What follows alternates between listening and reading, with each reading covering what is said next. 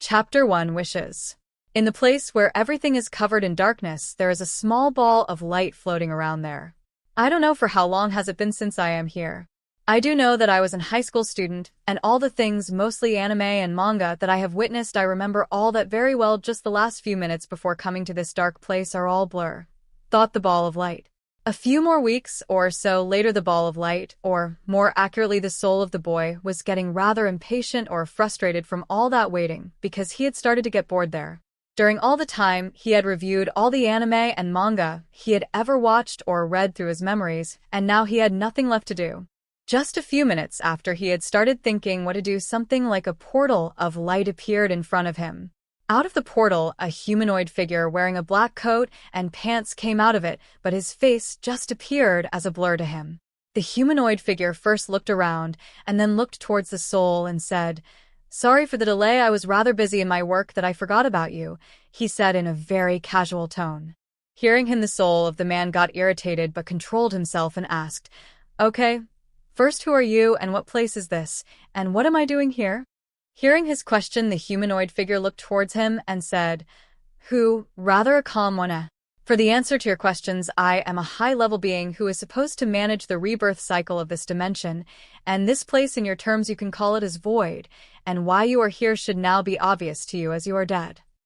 The soul took some time to digest the information and then sighed and asked, "So, what will happen to me now?"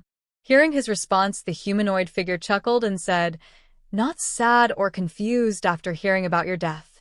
The soul calmly said, "Well, what's done is done, it cannot be reversed, and it's not like that I had any family or friends who would miss me even if I die." Hearing him, the humanoid figure also sighed and said, "Normally a soul that dies had to be sent to either heaven or hell depending upon their actions, or being sent back to their world in a new body without their memories to start a new life." The soul was about to ask something, but the humanoid figure stopped him and said, "But since I was very late and made you wait in the void for so long, I can give you an opportunity to live a life in a world you like with some wishes, of course. So what do you say?" Hearing his offer, the soul became slightly excited and asked, "It can be any world, right? Even anime and manga world?" "Yes, it can be any world, but you cannot travel to another world, only one world. So choose carefully." The soul thought for a while, but suddenly he thought of something and asked, "How many wishes do I get?" The humanoid figure said, "You'll get 5 wishes, out of which one will be about changing your appearance, and one would be any one person's powers with some optimization."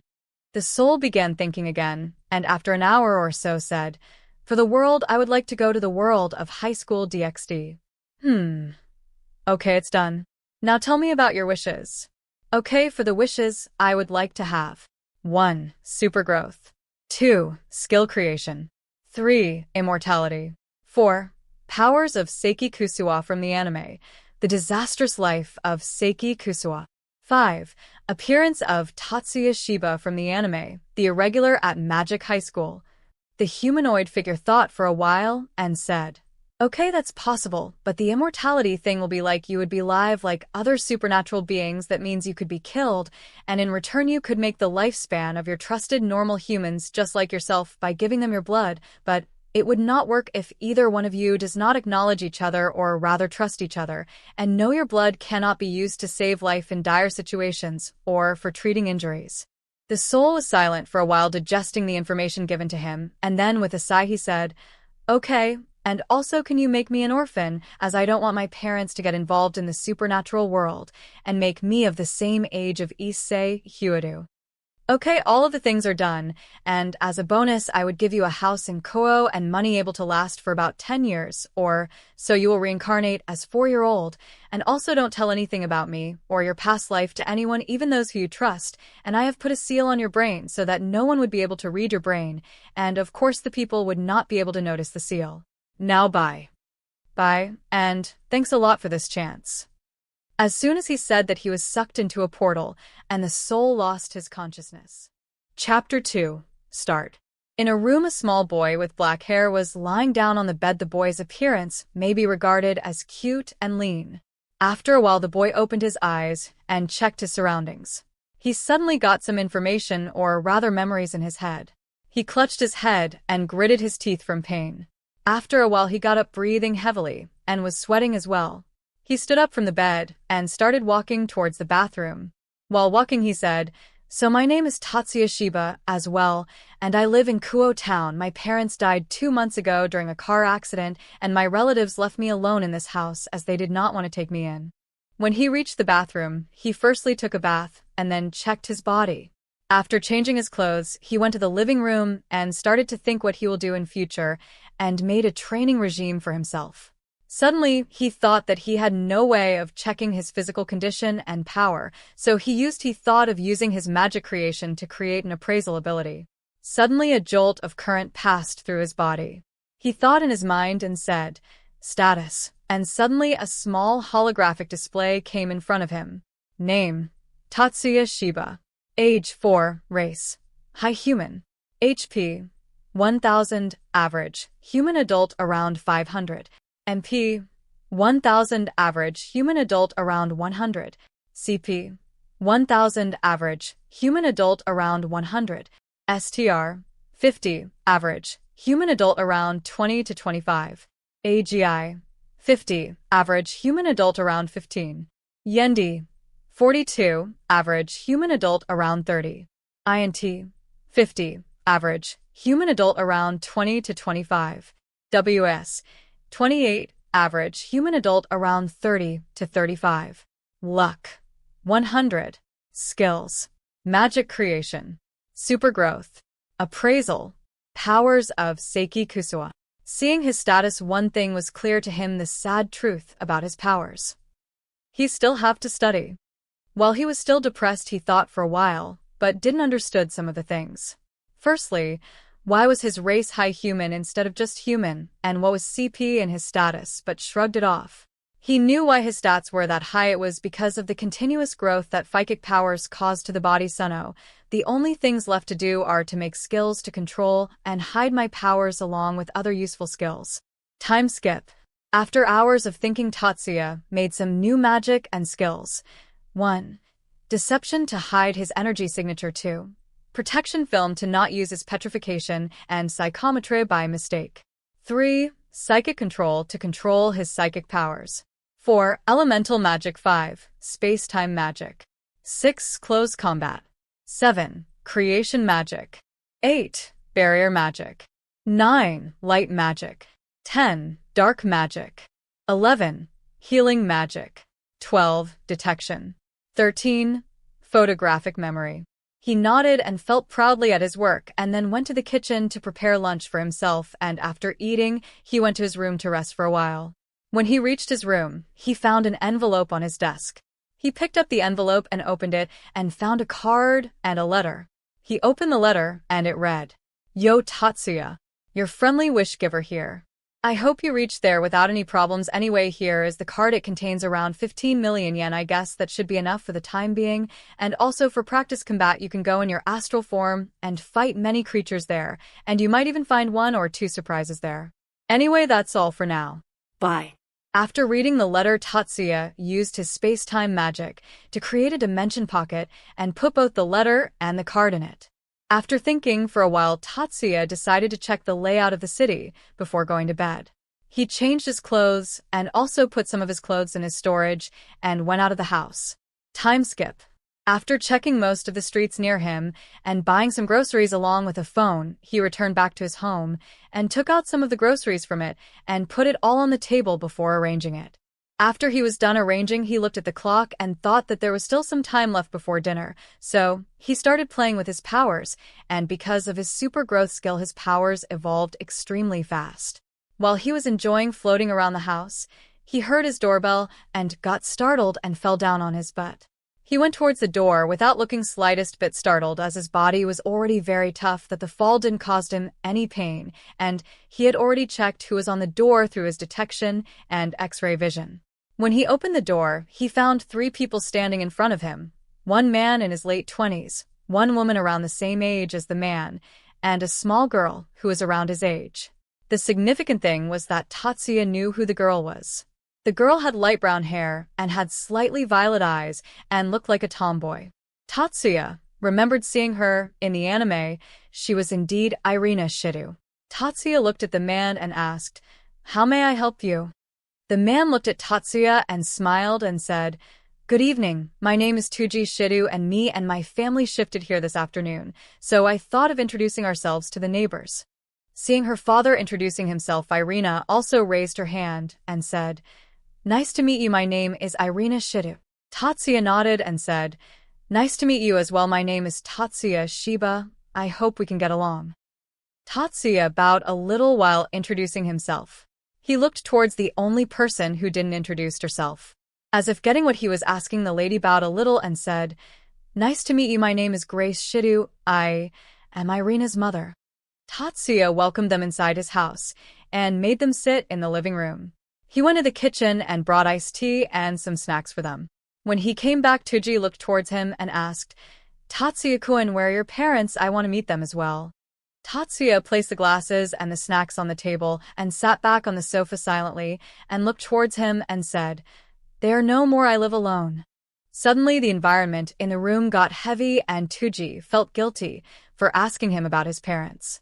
Tuji looked at him and said, "I am sorry." Tatsuya waved his hands, saying that it's all right. Grace looked at him with pity and asked, "What about your other relatives, where are they?" Tatsuya looked at her and said, "There's some problems in the family, that's..." Hearing him, she stopped asking questions. The atmosphere started to get more tensed, but it was broken by the sound of a growl from Irina's stomach. Everyone looked at her, who was clutching her stomach and was blushing because of embarrassment. Seeing her like that, everyone started chuckling. Tuji got up from his seat and asked, "Why don't you have dinner with us? Tatsuya-kun, Grace's cooking is very delicious." Irina also overcame her embarrassment and said, "Yeah, Mom's cooking is very good, you should join us."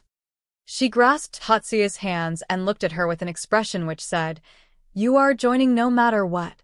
Seeing her expression, Tatsuya gave a defeated sigh and agreed with them. Seeing him like that, both Tuji and his wife smiled at their children and went to their home for dinner. Chapter 3. Puppy Eyes. Time skip. 1 month. After that day, the Shida family often called Tatsuya for dinner, and for outings even Tatsuya sometimes called the Shidas at his home for dinner, and they were surprised that a boy the same age as their daughter could take care of himself so well, as his house was well maintained, and his cooking was delicious as well. To Tatsuya, it seemed that the Shidas had asked in the neighborhood about him, and they found out how his relatives refused to take him in after his parents' death. They were angry at his relatives and often tried to adopt him as well, but he kindly refused to them, saying that he was fine with living like this. Both Irina and Tatsuya had joined the same school, and Irina was the one to force him in joining the same school, as she did not want to be in a school full of strangers. Irina often played with him or went out with him for sightseeing the town, as he was her only friend, and she didn't have any problem with it, as she was never bored when he was around her. During this time, Tatsuya has also started training in his astral form, and he had only one thought about that type of training: it's damn easy. It turned out that Seiki's powers along with his magic and super growth were too much for fighting those monsters. Though sometimes some strong monsters might appear, they too get defeated easily, just they take slightly more time. And that slightly more time here means 5 to 10 seconds. Tatsuya has also created some more skills using his skill Create, and some weapons using creation magic as well. Skills. 1. Full counter, magical and physical. 2. Aincard sword style. 3. Tatsuya's guns blazing. 4. Might Guy's taijutsu. 5. Chakra manipulation. 6. Ki manipulation. 7. Super regeneration. 8. Super magic recovery. 9. Body strengthening. 10. Unlimited blades work. Chant still required. 11. Negation magic. 12. Sunshine. 13. Parallel thinking. 14. Trace magic. 15. Limiter. 16. Gravity manipulation. 17. Abnormal status resistance. Weapons. 1. Noble phantasms. 2. Sacred treasures. 3. Elucidator. 4. Dark repulsor. 5. Silver Taurus pistols. 6. Imperial arms. Most of Tatsuya's skill kept on evolving even if he performed it for a short while. Most of the skills from the anime he got was because all the anime and manga are stored in his brain, and he is able to remember them because of his photographic memory and able to picture it clearly because of Seiki's skill photography, making him gaining skills because of the super growth. Because of all the skill and his supernatural growth rate, he is already at the level where he can defeat the ultimate class beings of this world. He had to put limiters on his body so that he accidentally does not kill anyone. Right now Tatsuya is meditating in his room, as it was the only thing in which he doesn't get bored as its difficulty level never decreases, and he also feels calm and peaceful while he meditates. After he finished doing his meditation, he went out for his morning workout. Even though his strength always increases, he suppresses it with putting limiters on his body and then increasing the gravity on his body. He doesn't need to do it as his strength and other physical stats keeps on increasing, but it does not mean that it changes his body as well. He needs to work out to maintain his physique as he is a voracious eater and a foodie as well. He also likes to do it as it was something that he enjoyed doing in his past as well. After completing his workout, he went inside his house, took a bath, and prepared breakfast for himself. After eating and doing all the chores of the house with his psychic powers, he thought that he should go and buy groceries. After changing his clothes and checking all the things in the house, he went out of the house. Just when he opened the door, he faced Irina, who when saw Tatsuya got excited and hugged him. Tatsuya, who was still shocked about this, unconsciously hugged her back. Seeing both of them like this, Grace chuckled, but Tuji had a conflicted expression. He was happy about seeing his daughter like this, but was getting frustrated of Tatsuya taking his daughter away. Tuji fake coughed so as to get their attention. When Tatsuya heard Tuji coughing, he got back to reality and immediately separated himself from her. Irina, who was still a child, does not understood anything. He looked at them and asked, "Why are you all here this early in the morning, and how did Irina woke up early today?" Hearing him, both the parents chuckled, but Irina pouted and looked away with a humph and puffed her cheeks. Tatsuya looked at her and poked her inflated cheeks, much to the others' amusement. Irina, who got irritated, looked at him with anger and said, "Moo, don't tease me this much." Tatsuya nodded and asked, "So, why are you here this early?" Hearing his question, Irina beamed with joy and said, "Since today is weekend, the school will start from the next week. We are going to the amusement park and came here to invite you." Hearing them, Tatsuya, who was about to go and buy groceries, started thinking. Seeing that Tatsuya was not agreeing with her, Irina used her final attack. She looked at Tatsuya and puppy eyes and asked, "You will come with us, right?" Seeing her make puppy eyes, Tatsuya wanted to look away, but was still able to feel them. He looked at his only saviors, her parents, who were chuckling on seeing him getting troubled by her. Tatsuya finally sighed in defeat and said, "Okay, I will come with you, but while returning, please stop by somewhere as I need to buy some groceries." While Tatsuya was saying this, Irina had already started dragging him to their car. Chapter 4: School. After the trip to the amusement park, the very next day, Tatsuya and Irina went to buy the supplies they would require for the school, and here too Irina tried to make Tatsuya buy stuff which looked similar to hers, but this time Tuji took Tatsuya with him, leaving Irina with Grace, much to Irina's disappointment. Tuji even apologized for Irina's behavior and clinginess, to which Tatsuya waved his hands to assure him that it was okay. After buying their supplies, they went home as they were supposed to start school from tomorrow, and though there was a slight change in the plans which Tatsuya didn't told Irina, as she would be shocked when she would hear about it, but it was only a small problem as her parents also knew about it. In the morning, Irina and Tatsuya happily went to school along with her family, though the three of them were thinking what probably would be the reaction that Irina would show when she would hear about it. When they reached the main school building, Irina took Tatsuya's hand and started to drag him while saying, "Let's go, Tatsuya."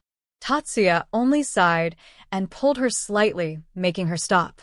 Irina had a confused look on her face, as Tatsuya had never stopped her whenever she pulled him. Tatsuya had a helpless expression on his face. He looked towards Tuji, who was looking away from them. Seeing this, Tatsuya had his veins popping out on his forehead, and then an idea popped in his head. He looked towards Irina and said, "Your dad wants to tell you something." Hearing him, all of them had different expressions.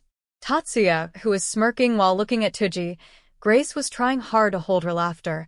Irina was looking at Tuji with a confused but cute expression on her face, and lastly Tuji, whose lips were twitching and was inwardly cursing Tatsuya.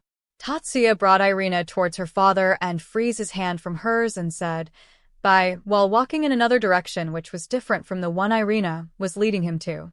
Irina looked at Tatsuya and then looked at Tuji, who was trying to look away from her. Irina, who was still staring at her father, asked, "What do you want to talk to me, and why is Tatsuya going in that direction?" Hearing her question, Tuji frowned but still built his confidence and said, "You see, Irina, though both you and Tatsuya joined the same school, there were too many children in your building. That's why some of the students were shifted to the new building, and Tatsuya is one of those students." Irina first looked at the building in front of her and then the building next to hers. Though both the buildings were nearby, it still caused quite a huge damage to Irina. Irina looked at Tuji for a while and then smiled and said, "Okay, bye." Seeing her reaction, both the parents were shocked and were looking at Irina weirdly. Irina started to move towards her school, but after taking a few steps she stopped. She turned and looked towards her parents with a smile on her face. She turned her body and started running toward Tatsuya's direction while shouting, "I am going with him." Tuji blinked for a while and then started running towards her daughter, while shouting, "Wait." Irina reached the gate of Tatsuya's school, but her father had already caught her. She grabbed the school gate while her father pulled her while saying, "Irina, let go, you will be late." To which Irina replied, "No, you let go, I am going with Tatsuya." Seeing both the father and daughter, all the nearby public was wondering what was happening there. While this was going on, both Grace and Tatsuya were pretending that they were not with them and hid within the crowd. Both of them looked at each other and nodded while shaking their hands. Tatsuya went to his class quietly without anyone noticing him, and Grace went back to the car silently. Seeing that no one was going to help her, Irina reluctantly let go, and Tuji quickly picked her up so that she could not try again and took her to her class. Chapter 5. Meeting the Boys. After leaving behind the desperate father and daughter pair, Tatsuya went to his class and took the most famous, the protagonist seat, as it was still empty. After taking his seat, he looked out of the window and saw Irina and Tuji still trying to win over each other. He was a little surprised when he saw Irina gave up rather easily. Soon after that, some more students started coming to the class. He looked at the seat beside him and saw a boy with blonde hair sitting there, and he looked like he was in the same situation as Tatsuya, that is, he too didn't know anybody here. Just as he was about to introduce himself to the boy, the teacher came to the class. The teacher looked around the class and nodded on seeing that everybody was present. She introduced herself to them and then asked the students to do the same. When his turn came, he stood up and said, "Tatsuya Shiba," and then sat down quietly. The teacher and the students gave him a second glance, but left it at that. Tatsuya looked at the boy who was sitting beside him, stood up to introduce himself, but Tatsuya was very surprised to meet one of the characters of the show so soon. The boy who stood up looked at the teacher with an excited smile and said, "My name is Saji Genshiro. I hope that we all can be friends," and sat down. Tatsuya looked at him for a second, but then looked back at the teacher. After the introduction, classes went on like normal. Tatsuya, even though thought that it was easy for him, still looked at the teacher and did not look out of the window or slept on the desk like any other protagonist. Now don't misunderstand, he was still not listening to the teacher, but was meditating with his eyes open. After the bell for the break rang, Tatsuya looked at the boy sitting beside him and moved his hand forward and said, "Nice to meet you, I am Tatsuya Shiba."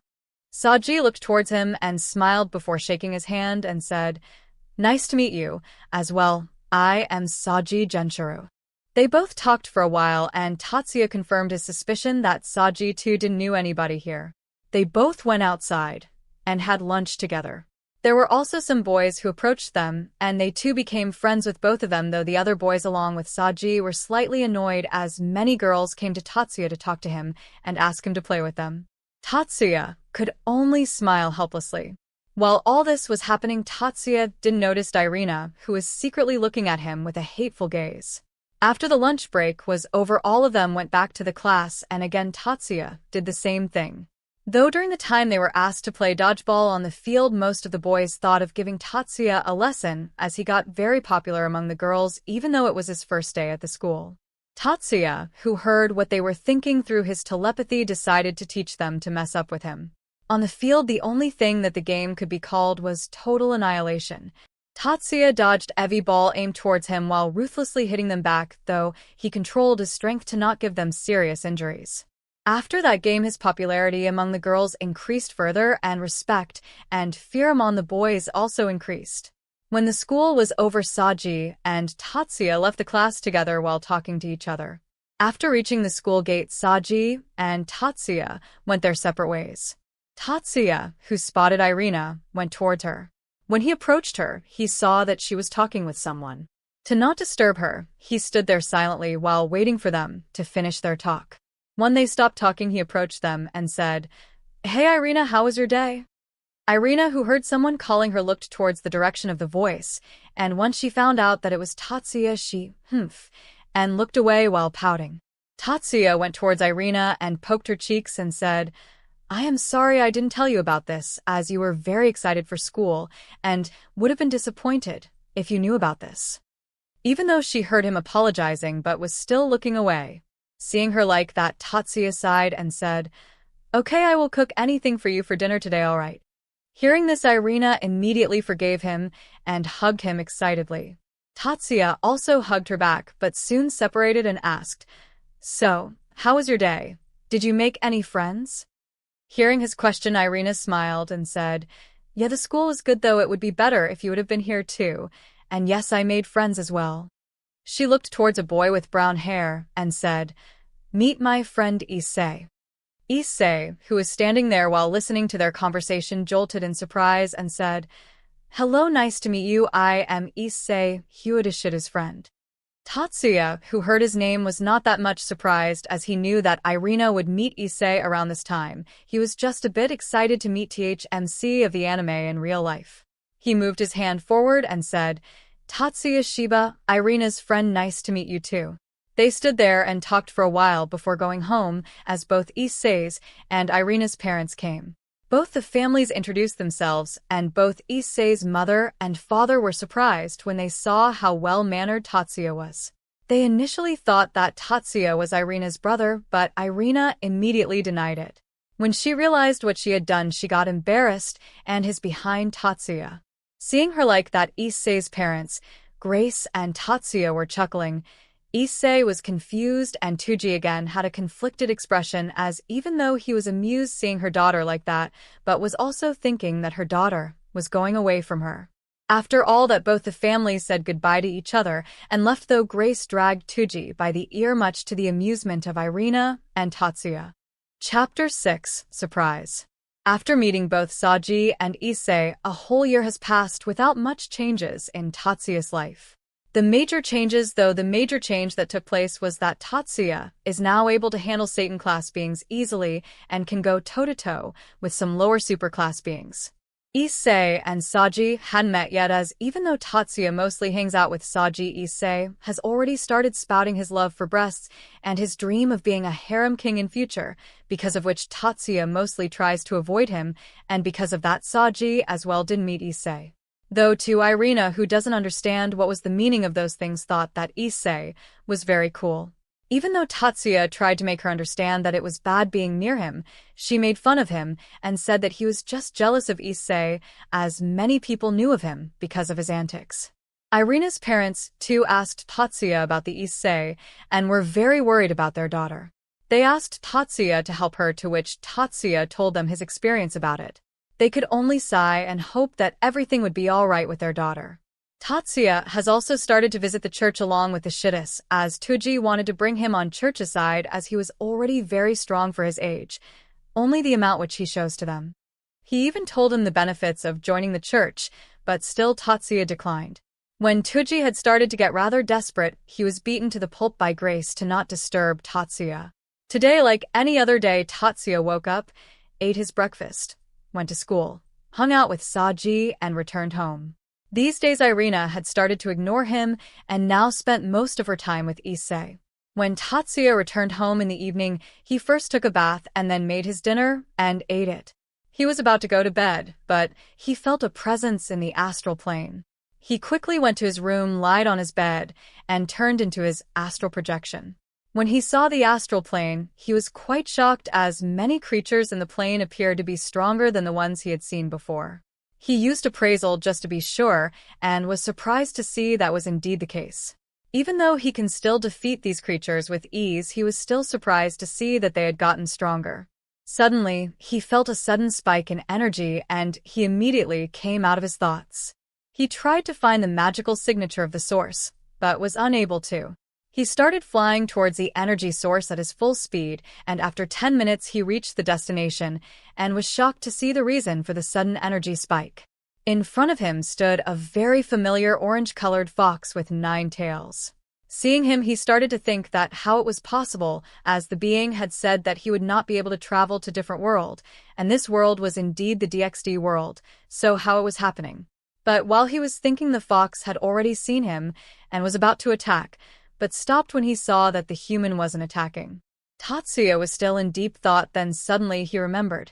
Didn't that being said that there were a few surprises? Is it one of them? Just as he thought about it, a note came in his hands. Tatsuya read the note, which said, "Yes, it is." After he read the note, his lips twitched, but he calmed himself down. As soon as he calmed himself, the fox asked, "Hey human, where am I?"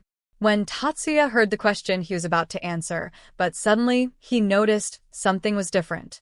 He realized that the fox in front of him wasn't the one he knew.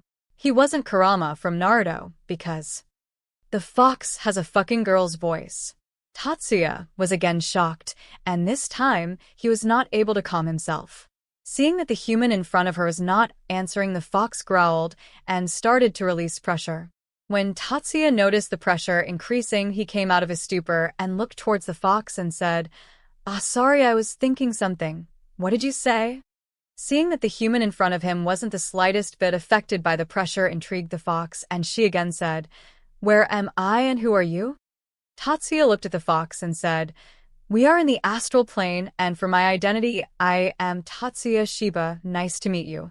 Tatsuya did a slight bow and smiled at the fox. Seeing the human in front of him, the fox was very amused and said, "Likewise, I am Kuromi, a chakra-tailed beast."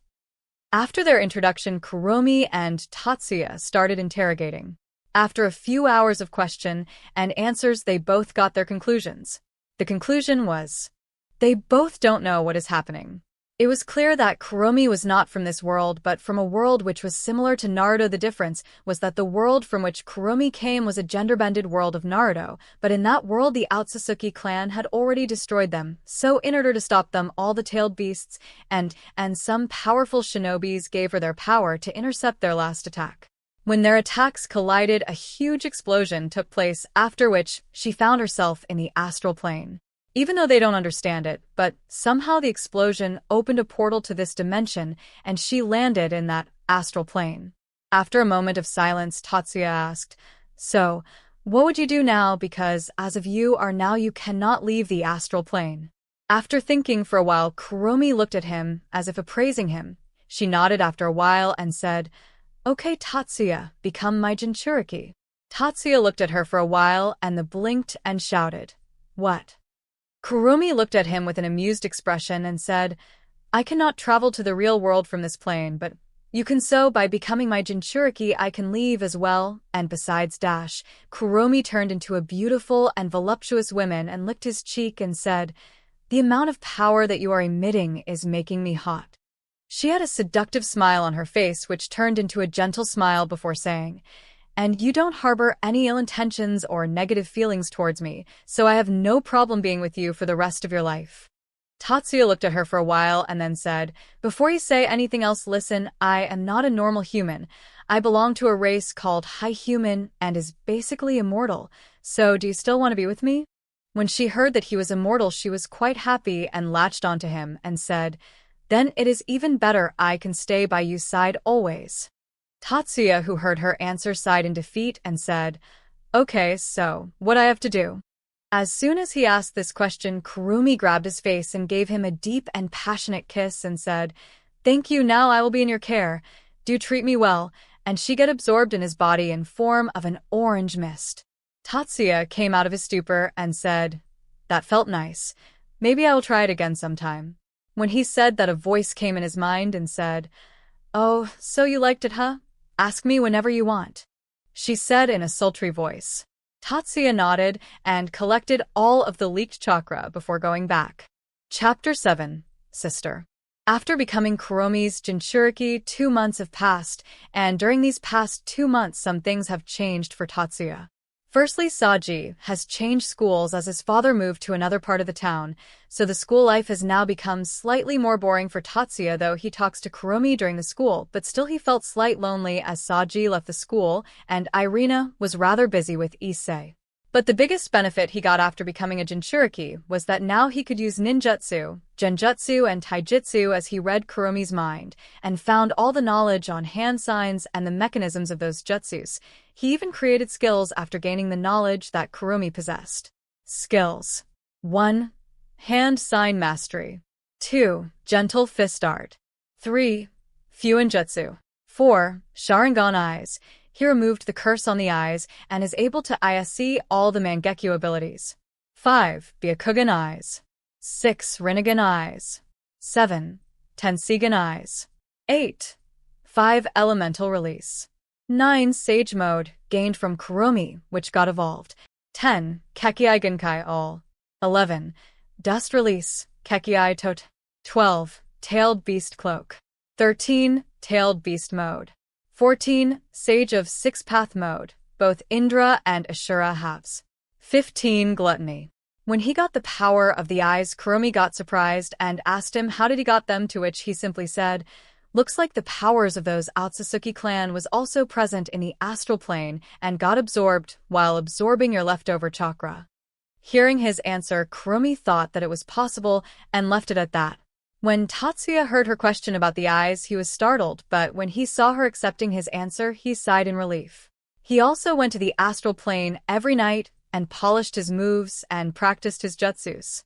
Now he have no fear of any creature in this universe, as with his six-path power, he could easily annihilate any superclass being, not to mention Tensigan, with which splitting the even earth in 2 parts is no big deal for him. Even if beings like Ophis or Great Red came after him, he could simply use Kamui and go into his dimension.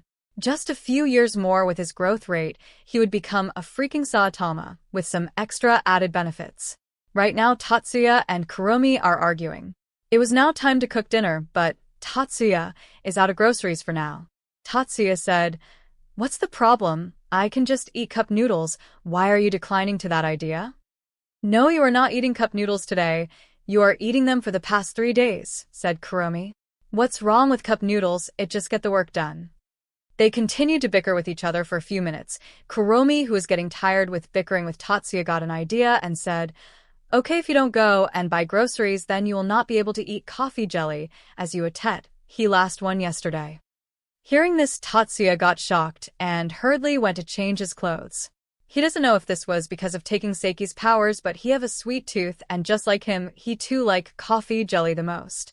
After buying the groceries on his way home, he was talking to Kuromi about various things when suddenly he felt a mana burst.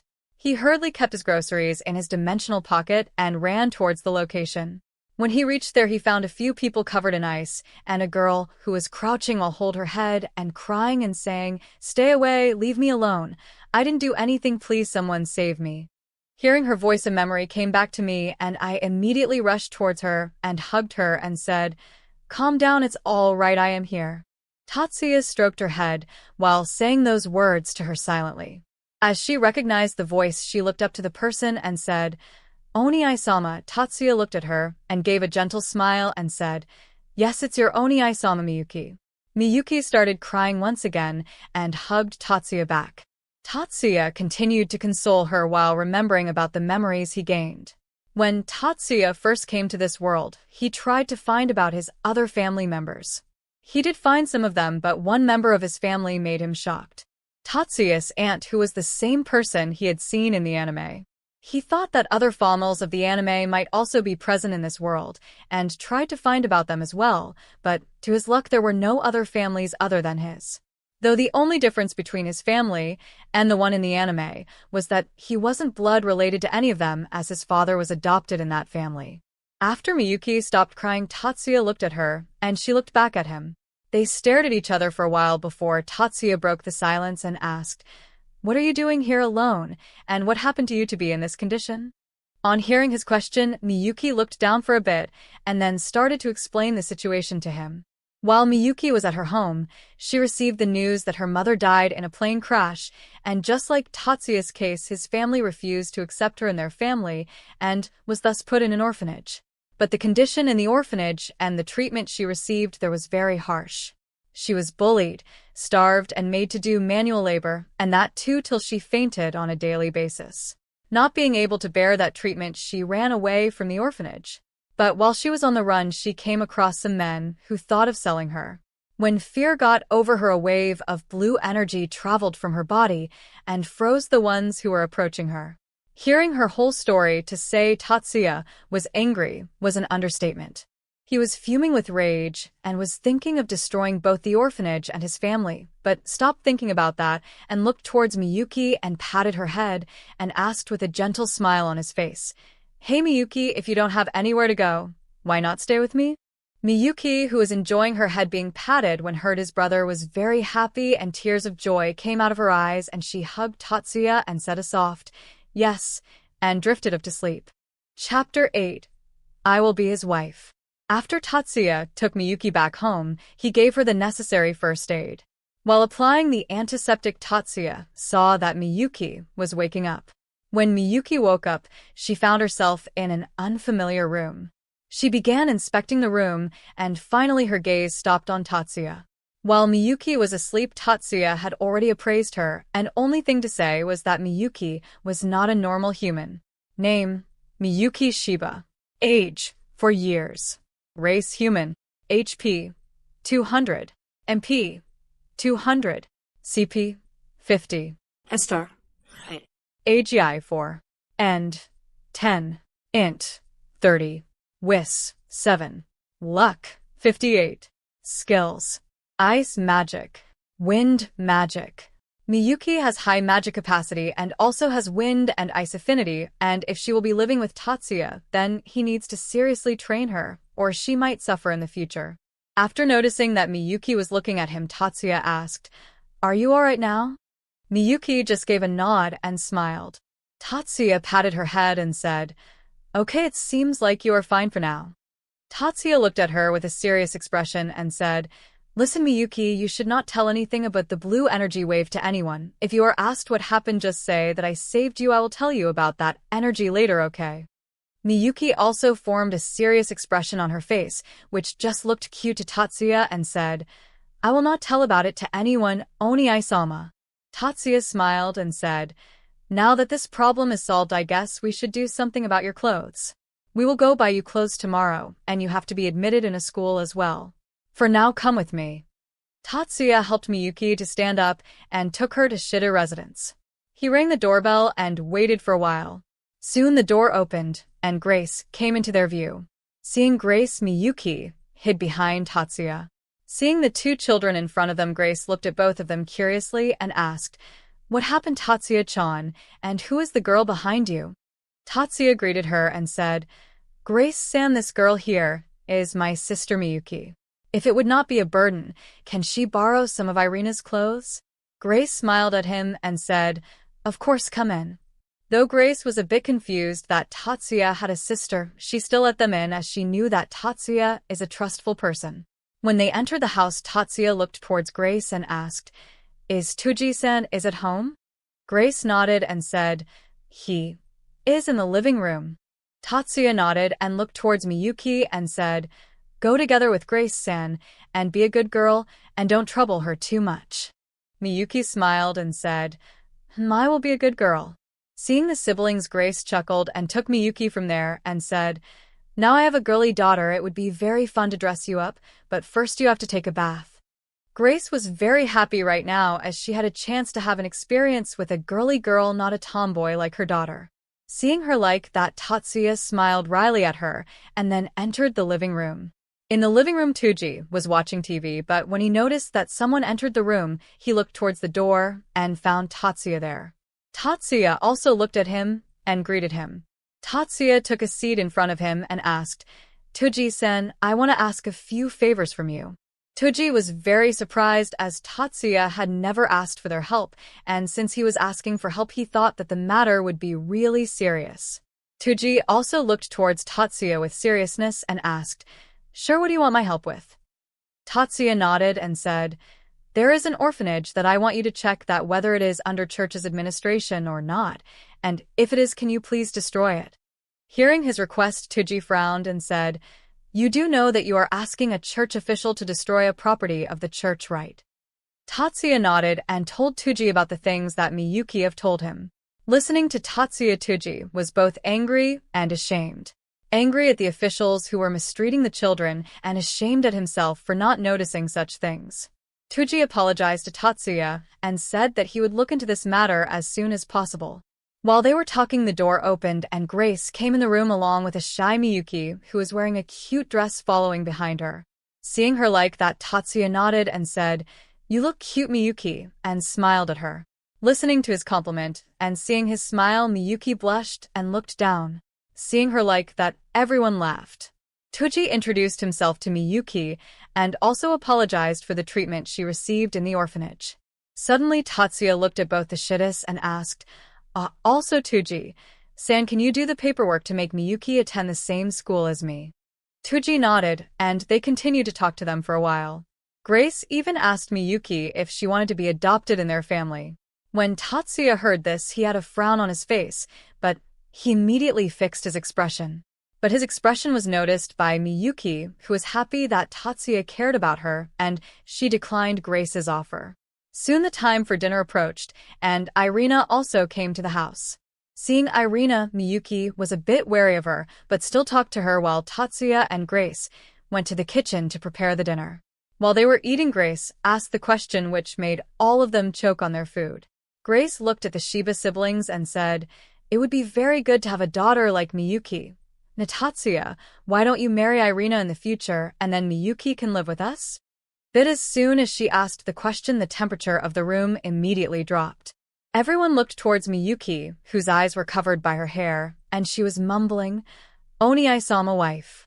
Seeing her like that, Tatsuya placed a hand on her shoulder and said, "Miyuki, Grace-san is just joking." Feeling Tatsuya's hand on her shoulder, Miyuki came back to reality and nodded and smiled at Tatsuya. She then looked at Irina and said, "I don't know what is your relation with Oni-sama, just be clear that I will be his wife." When she said that, Tatsuya again choked on his food and started coughing. Meanwhile, Irina and Miyuki kept on bickering to each other, with Irina kept on denying that she didn't like Tatsuya and how Issei was better than him, but still was feeling a bit conflicted from inside, and Miyuki explaining how Tatsuya was the best from her past experiences. Seeing both of them like that, the rest of them only smiled and tried to calm them down. Chapter 9. 1 year later and feelings. After the dispute between Miyuki and Irina was over, Tatsuya and Miyuki came back home, and the very next day, they went for buying the things that Miyuki required. For some reason, Grace also went with them and was the most excited among the three of them. Seeing her enthusiasm, the people who were around them kept on glancing them from time to time. After going home that day, Miyuki was way too tired, so Tatsuya just explained to her about magic and all, and they decided to practice it daily. Tatsuya also told her made a mental link with Miyuki so that they could talk to each other through telepathy. But what Tatsuya didn't take into consideration was that through his mental link, even Kuromi was able to talk to Miyuki, and therefore Tatsuya had to explain about their relationship. Miyuki and Kuromi argued for quite a while about the whole wife thing and finally settled on sharing him. From that day onwards, Miyuki started sticking to Tatsuya more and more. She would sleep with him and even took baths with him as well. Tatsuya had no problems with it, as in his eyes, Miyuki was still a child. Miyuki was also trained by Tatsuya from that day too. He would take her for morning workouts to make her body a bit stronger, make her feel magic as she was still not accustomed to it, train her in close combat for self-defense, and much more. The only thing was that even though he himself does not have to train this much, he still was a training maniac, and Miyuki had already started to experience it. Though she was trained to the extreme, she knew that Tatsuya was only doing it because he cared about him. Tatsuya too felt that it was important, as even though he was not allowed to tell her what would happen in the future, he still knew that if Miyuki would not be prepared till that time might lead her to various life and death scenarios. Miyuki was also very talented. Even though she did not have Tatsuya's monstrous growth rate, she was still very talented. She absorbed everything that Tatsuya threw at her just like a sponge, and her conviction to make Tatsuya notice her more drove her even faster to reaching her goal. Because of this training speed, Tatsuya also decided to add sword training in her regime as well. Tatsuya too didn't stood still. He himself started practicing all sorts of weapon and martial arts. He even started learning about various strategies about fighting from Kuromi or from books about various generals which he could get from library or from Tuji. He also started to resume his studies so that he could gain as much knowledge as he could get, because he knew that in the future it would be very difficult among the various events that would take place. Seeing her Tatsuya like that, Miyuki's and Kuromi's admiration for Tatsuya grew even further. Now Miyuki and Kuromi had set aside their differences as they knew that they would be with Tatsuya in the future, and now try to help each other as much as they can. Kuromi even started to teach Miyuki about chakra, but found that Miyuki could only use chakra to enforce her body and could not use ninjutsu, genjutsu, or taijutsu. Though Miyuki was disheartened at first, but with the help of encouragement from both Kuromi and Tatsuya, she overcame it and decided to excel in her own forts and made her Oni Aisama proud. Tatsuya also made a special training room like the hyperbolic time chamber with his space-time magic and started to practice all the weapons and moves he had created from different animes, and how firing your own Kamehameha was his greatest moment of his life. It was just that it was everyone's dream from the childhood, and now he had accomplished it. During all this time, Irina had also become conscious of Tatsuya and now had complicated feelings within her. The argument that Miyuki had with her made her realize that she was not the only girl around Tatsuya. Though on the one hand she thought that Issei was cool, but she knew that Issei still thought that Irina was a boy. On the other hand, she knew that Tatsuya had always helped her and treat her just like a girl she is. She wanted to realize her feelings by being around Tatsuya, but Mikey would always come in her way and would prevent her from doing so.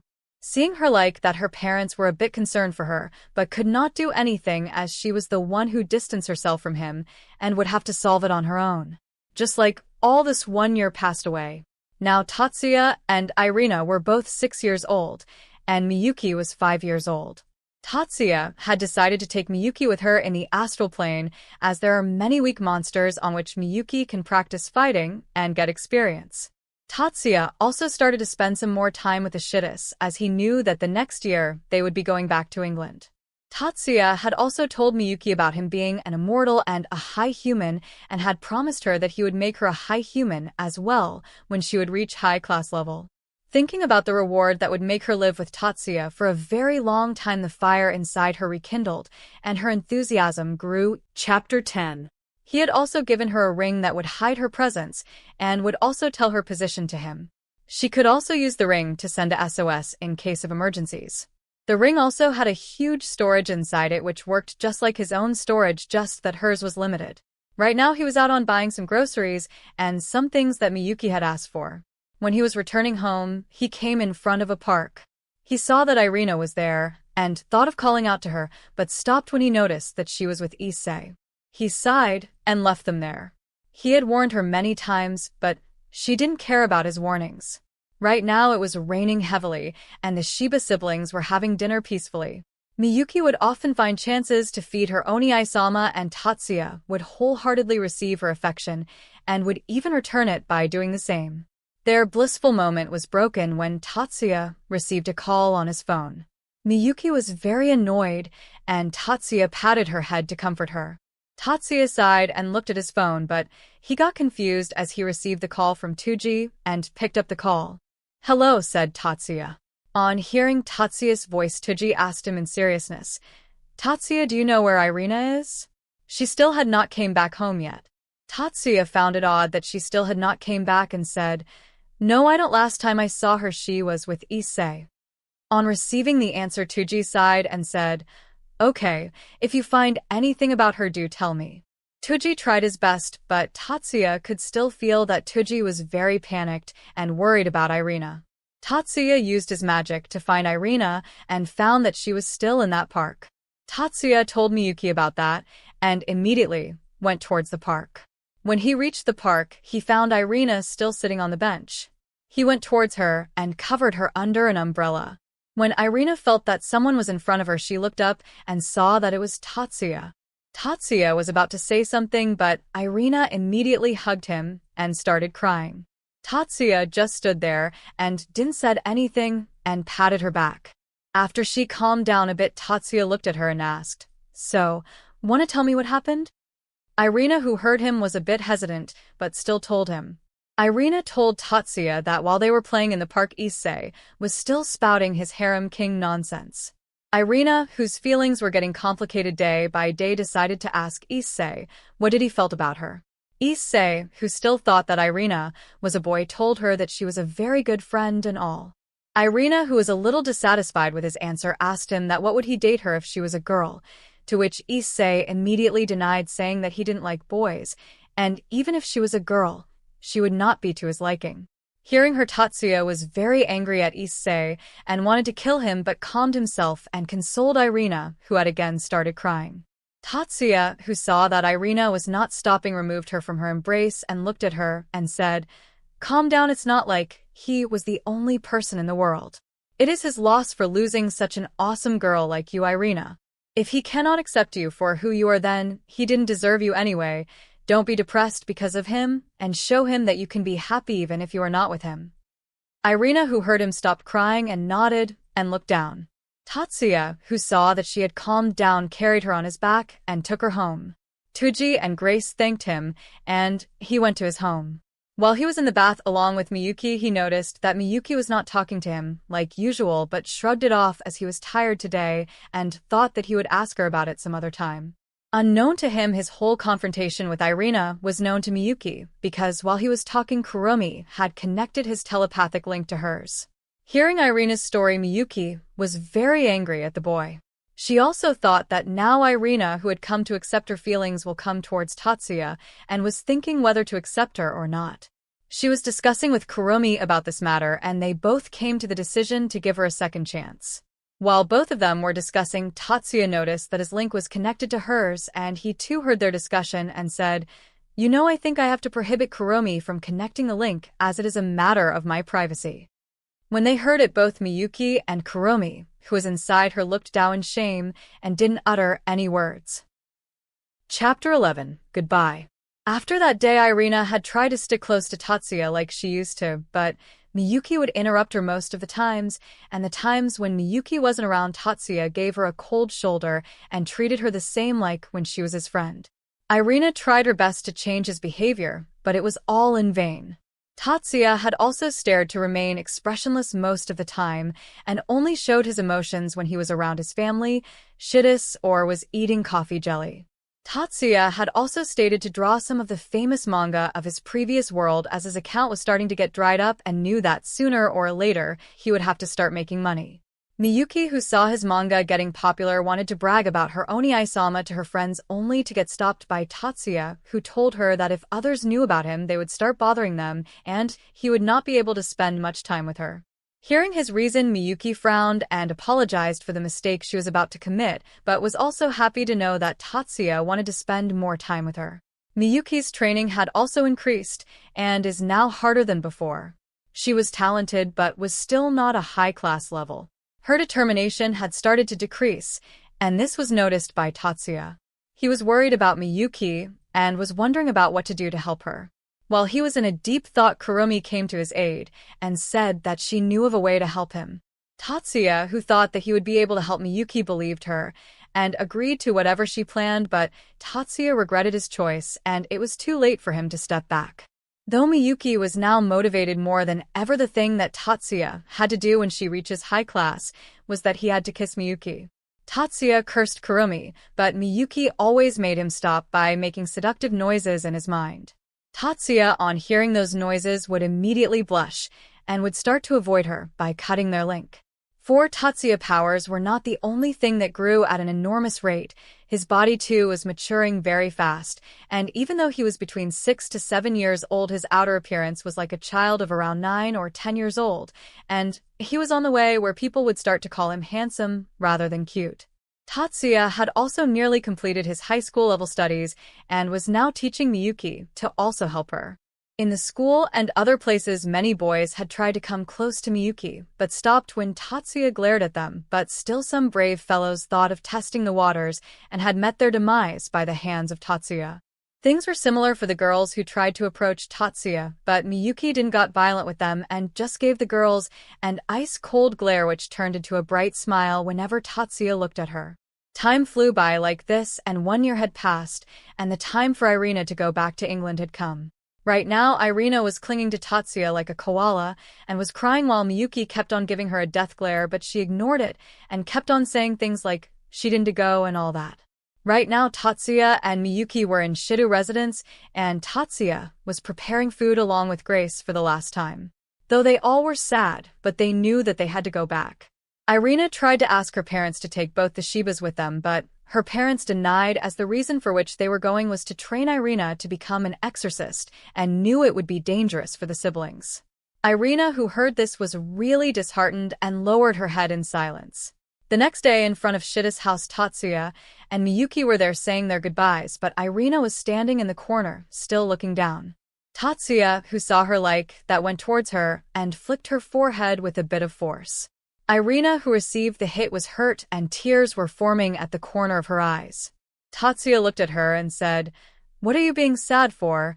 It's not like we will not meet in future. You can always come back and we will be here anyways." Tatsuya came closer to her and kissed her forehead where he flicked. Irina, who is blushing hard from the kiss, doesn't notice that Tatsuya tied something along her neck. When she came out of her stupor, she looked down and found a silver necklace with a pendant in the shape of angel wings which had a violet gemstone in it, just like the color of her eyes. Irina was about to confess to him, but stopped when Tatsuya placed his finger on her lips and said, "Save it for the next time we meet." Irina was blushing but still nodded. Tatsuya went back towards Shidis, who were looking at him, and Grace started to tease him. While this was happening, Miyuki came towards her and looked at her directly in her eyes. Irina too looked at her eyes with seriousness. Both Tatsuya and the Shidis were looking at both of them curiously. Miyuki broke the silence and said, "Even though I don't like you much, but still you were my friend, so I will miss you, but don't expect that I will let you have Oni-sama easily." Miyuki said the last part in a very cold voice, but Irina didn't flinch and said, "Don't worry, I will claim him fair and square." They both glared at each other for a while but dropped it off and started to smile. All of them thought that both of them would come to friendly terms now, but Miyuki said, "While you would be away from Oni-sama till that time, I would be much ahead of you, so you will not stand a chance." Irina, who heard this, frowned, and both of them started to bicker with each other. Seeing both of them, the others sighed but still smiled, as they thought that both of them had become closer. They all talked for a while, and later the Shidis left for their flight. Chapter 12. 2 years and trip. After Irina went back to England, Miyuki and Tatsuya started their training once more at a faster pace than before. Miyuki giving her all for the kiss, and Tatsuya doing his training first time with seriousness, as he had encountered a very difficult situation. The thing was that Tatsuya knew all about what would happen in the future, but the problem he encountered was that he doesn't know when the hell those events will happen. He thought that there were some characters that he wanted to save and decided that, like most of the MCs in the different fanfics he read in, he would save them too, but he forgot that those MCs either had a system which gave them quests to save them or were alone so that they would reach the location of the event as soon as possible, but he didn't have either. He does not have a system which would guide him, and certainly explaining Miyuki and Kuromi about his actions was a no-go, as he was not allowed to disclose any information about the being who sent him in this world. He was in a dilemma and decided to leave it at that, and thought that he should prepare himself and Miyuki for the future rather than worrying about those who he knew nothing about. He would think about it when he will come across such situation. Miyuki and Kuromi, who saw Tatsuya's serious face while training, were mesmerized by him, and it only triggered Miyuki to work even harder than before. Tatsuya had started to teach Miyuki difficult forms of his aim-card sword style, and Miyuki was for the first time suffering in her training, but still the reward kept her encouraged to keep on practicing without feeling down. Miyuki had also started learning sensory, teleportation, and flight magic, and also really enjoyed the flight training as it was a new experience for her. Tatsuya had also discussed with Miyuki to form his own team, as having some people in the group will be very beneficial in the future. He had also decided to buy the house that the Shittahs left and convert it into a small restaurant. Since Shittahs had gone now, and he was the one who cooks in the family, his cooking skill had reached that level. Yes, his cooking had reached the foodgasm level. Kuromi, who usually stayed out of their training, had also started to help them train. Though she cannot help Miyuki much, she still helped her improving her sensory and hiding capabilities, because of which now Miyuki can hide her presence without the ring. Through Tatsuya's harsh yet effective training, both Tatsuya and Miyuki had improved a lot. Tatsuya had now reached the level where he could go toe-to-toe with the dragon gods. He even had some skills that could destroy both of them in an instant. As for Miyuki, she had reached the high-class level even faster than Tatsuya's expectation. When Tatsuya told her that she had reached high-class level and was about to congratulate her further, but was stopped by Miyuki, who suddenly rushed towards him and kissed him on the lips. Tatsuya, who although was surprised, didn't reject her and grabbed Miyuki's waist, and Miyuki, following Jis' example, wrapped her arms around his neck. The promise of her kiss was transformed into a makeout session between them, only to be interrupted by Kuromi, who freed Tatsuya from Miyuki and started her own makeout session, but she was a bit more aggressive than Miyuki. From that day onward, both Miyuki and Kuromi always tried to pin him down while he wasn't busy, but it was a bit difficult for them as Tatsuya, who had now registered both of them as members of opposite sex, started to calm him down and wait for an appropriate age for the things to go a bit forward. Though he too showed them his affection from time to time by hugging them or giving them light pecks so that they don't feel sad. Like this, 2 years have passed, and Tatsuya was now only focusing on training Miyuki and gathering information about the supernal activity taking place around his area. He would often spar with Miyuki, who couldn't land a hit on him, and was very annoyed by that fact. While he was looking at some documents, he received a message from the publisher in whose company he used to submit his manga. He read the message and looked towards Miyuki and Kuromi, who were lying on his lap while he was caressing their heads. He asked, "Hey, I need to go to Kyoto for some reason of my manga.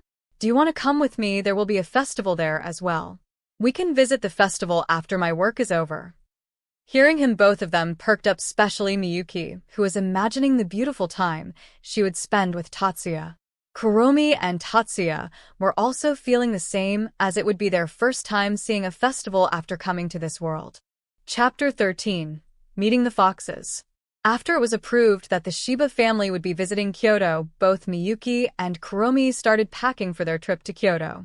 They were very excited as it would be their first time going on a trip and were unable to contain their excitement. While they both were doing the packing, Tatsuya was reading some documents and contracts. He had finally decided to build his own restaurant and was reviewing the contracts and other documents before signing it. He had decided to start the work as soon as possible after coming back from Kyoto. Finally, the day for their trip to Kyoto came, and all three of them, yes, three, even Kuromi, was in her human form as she too wanted to enjoy the trip. They waited for the train, and when the train arrived, they all took their seats.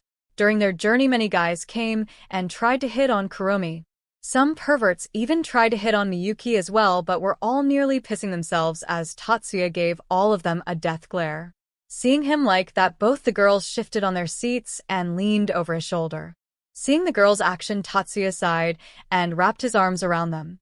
When the train arrived at Kyoto, they came out and met with the people who came to escort him to the hotel. After reaching the hotel, they were given their room keys, and he got one double bedroom just like he had requested. The hotel also had an onsen which they all enjoyed thoroughly, and after enjoying, they all crashed onto their beds as Tatsuya had to go for the meeting the next day. The meeting was very boring, but still Tatsuya remained attentive during the whole meeting. After the meeting was over, Tatsuya bid farewell to the others and arrived at the hotel, where he found Miyuki and Kuromi already prepared for going OU sightseeing. Seeing that how excited both of them were, Tatsuya hurriedly went inside the room to change his clothes and came out. They were walking around the city, with both Miyuki and Kuromi dragging Tatsuya. Seeing both of them like that, Tatsuya only gave them a wry smile. The people who saw the three of them, even though they were envious of Tatsuya, were still pitying him. While they were enjoying the town, suddenly Tatsuya heard someone crying. He looked around but saw that no one was there. He tried to focus to find the direction of the sound. Seeing Tatsuya, the girls stopped on their tracks and were trying to notice what Tatsuya was doing. Once Tatsuya found the direction of the sound, Tatsuya started following it, and the two girls who were still confused but still followed him. After walking some distance, Kuromi too heard the voice and now knew what Tatsuya was doing and told about it to Miyuki. They kept on walking, and the volume kept on increasing. They reached the source of voice and found a small girl probably 4 years old with blonde hair and shrine maiden clothes crying and kept on mumbling, "Oka-san." They approached the girl and Tatsuya crouched down to her level and patted her shoulder to get her attention. The girl who was crying looked up and saw a boy looking at her. Tatsuya looked at the girl with a small smile and asked, "What happened?" Even though he knew she most probably had lost her mother in the crowd, but still he knew that asking her about it would make her feel a bit relieved. The girl sniffed and said, "I cannot find Oka-san," and started crying again. Tatsuya took out his handkerchief and wiped her tears. He patted her head and asked in a calm and kind voice, "How about we help you find your mother?" Hearing this, the girl stopped for a while and stared at Tatsuya, who was looking at her with a kind expression on his face. Tatsuya, who was looking at the girl, was thinking, "I didn't expect it to meet her this soon." He had already sensed it, and it looked like the two behind him had sensed it too. The girl was none other than the Yukai princess Kunu, a nine-tailed fox. Kurumi, who sensed her, was looking at her curiously as it was her first time meeting a nine-tailed fox other than her. Kunu, who was still looking at Tatsuya, nodded. Seeing her approve, Tatsuya stood up and said, "I am Tatsuya Shiba, nice to meet you, and these two are my companions Miyuki and Kurumi." Both Miyuki and Kurumi waved at her. Kunu also wiped her tears and said, "My name is Kunu and thank you for helping me, Tatsuya and I." Tatsuya, who heard her calling, "Tatsuya and I," cutely patted her head unconsciously, and Kunu too, who was being patted, was in a bliss. Tatsuya stopped and asked her how did she got separated from her mother, to which Kunu said that she was walking along with her mother, but she started to walk in a different direction when she smelled something good, and when she noticed, she could not find her mother. Listening to her, Tatsuya thought for a while, and then picked her up and put her on his shoulders and said, "We will walk around here, and if you find your mother, just tell us, okay? And oh, I put you on my shoulders because there was a possibility that you could get lost again if you smelled something good again." Kunu, who heard him, got embarrassed and started hitting his head while pouting. Seeing both of them, Miyuki and Kurumi laughed, and Miyuki even took a picture of both of them. While walking around, Tatsuya and the other bought various foods and other things. Kunu, who was sitting on Tatsuya's shoulders, was eating cotton candy that Tatsuya was holding while Tatsuya was being fed by both Miyuki and Kurumi from time to time. Kunu was enjoying a lot, as it was the first time that she interacted with people like this, and not like a princess. Miyuki would take pictures of all of them from time to time. She even took some embarrassing pictures so that she could tease them in future. While they were walking, suddenly Kunu gripped Tatsuya tighter and said, "Tatsuya and I, Oka-san there." Tatsuya, who heard her, looked in the direction she was pointing and saw a beautiful and busty woman with blonde hair and wearing a yellow kimono which was trying its best to hide her chest. She was looking very worried and was desperately finding something. Tatsuya took Kunu of his shoulders and lightly pushed her forward and said, "Go." Hearing him, Kunu nodded and ran towards her while shouting, "Oka-san." When Yasaka heard a voice she was very familiar with, she looked in that direction and saw her daughter running towards her. She rushed towards Kunu and hugged her tightly while crying along with Kunu. After they had calmed down, Kunu told her what happened. Yasaka looked towards the three of them and came towards them and bowed her head and thanked them. They all waved their hands and said that it was all right. Yasaka looked up and introduced herself. "My name is Yasaka, and I am Kunu's mother. I thank you very much for helping my daughter. Is there any way in which I can repay the favor?" Tatsuya said that it was all right, but she kept on insisting. Finally, sighing in defeat, Tatsuya looked at her and said, "Can you ask someone to guide us around Kyoto? As you can see, we are just tourists here and don't know the area so well. It would be great help if you can." Listening to his request, Yasaka smiled and said, "Don't worry, I would find someone to guide you tomorrow. Just tell me your hotel name and phone number." Tatsuya nodded, and they both exchanged their phone numbers, and Tatsuya gave the details which she asked about. After that was over, Yasaka invited them for dinner, to which Kunu too insisted. After they agreed with her, Tatsuya was again dragged along the way, this time by Kunu, and the other three were laughing on seeing both of them. During the dinner, all of them were happily talking to each other, and Miyuki also showed them the pictures that she had taken, and most of them were very embarrassing for Kunu, who was now red with embarrassment, but was still holding on as Tatsuya was petting her head to make her calm down. Yasaka too, just like her daughter, was happy as she was also enjoying her time like that, and was also happy to see her daughter smile. When they reached back to their hotel, Tatsuya turned towards Kuromi and asked, "So, what do you think, can you beat her, Yasaka, as she too is a nine-tailed fox?" Kuromi gave him a confident smile and said, "Of course I can, and besides you are with me as well, and together we can beat anyone." She pulled Tatsuya on the bed along with her and Miyuki, and they both snuggled closer to him. Tatsuya just sighed and smiled and then said, "That's true," and drifted off to sleep. Chapter 14. The Festival 1. The next day, Tatsuya, Miyuki, and Kuromi were waiting for the guide who would be escorting them around Kyoto. After a while, Tatsuya received a message from Yasaka stating that she had found the guide, and the guide was waiting for them outside the hotel. The three of them stood up and went outside the hotel. As soon as they stepped outside the hotel, Tatsuya was tackled by white blur, but still Tatsuya didn't tell down. Tatsuya looked down to see Kunu, who was smiling and rubbing her head on his stomach while clinging to him like a koala. Tatsuya smiled looking at her and patted her head. Kunu, who received the head pat, didn't say anything and was enjoying it. Yasaka came towards them and said, "Good morning to you all. I hope that you all are ready for sightseeing." Yasaka looked at all of them and smiled. They all nodded and smiled as well. Miyuki looked around but saw that no one around them. She then looked towards Yasaka and asked, "Where is the guide that you talked about?" Yasaka was about to answer her, but before that Kunu rose her hand and said, "My mother and me will be your guide. No one knows about the places better than her." She said that and puffed her chest, feeling proud about it. They all giggled at her actions, and the three of them bowed towards Yasaka and said, "Then we will be in your care today." Yasaka also bowed towards them and said, "Yes, take care of me as well." While they were doing all this, Kunu was pouting and looked away from them. Seeing her actions, Tatsuya smiled and said, "Of course we would be counting on Kunu too." As he said that, Kunu looked at them with a proudful look and said, "Of course I would be guiding you as well." Kuromi looked at her and said, "Okay, we will be in your care, to Kunu-chan." While this was happening, Miyuki took pictures of Kunu when she was pouting and thought of teasing her later. During the sightseeing, many men were glaring daggers at Tatsuya for being surrounded by beautiful women. Some pervs were even eyeing Miyuki and Kunu. Seeing them like that, Tatsuya just gave a death glare to all of them, and all those men averted their eyes. Seeing her actions, the girls were grateful, except Kunu, who don't even know what was happening. Even Yasaka was grateful.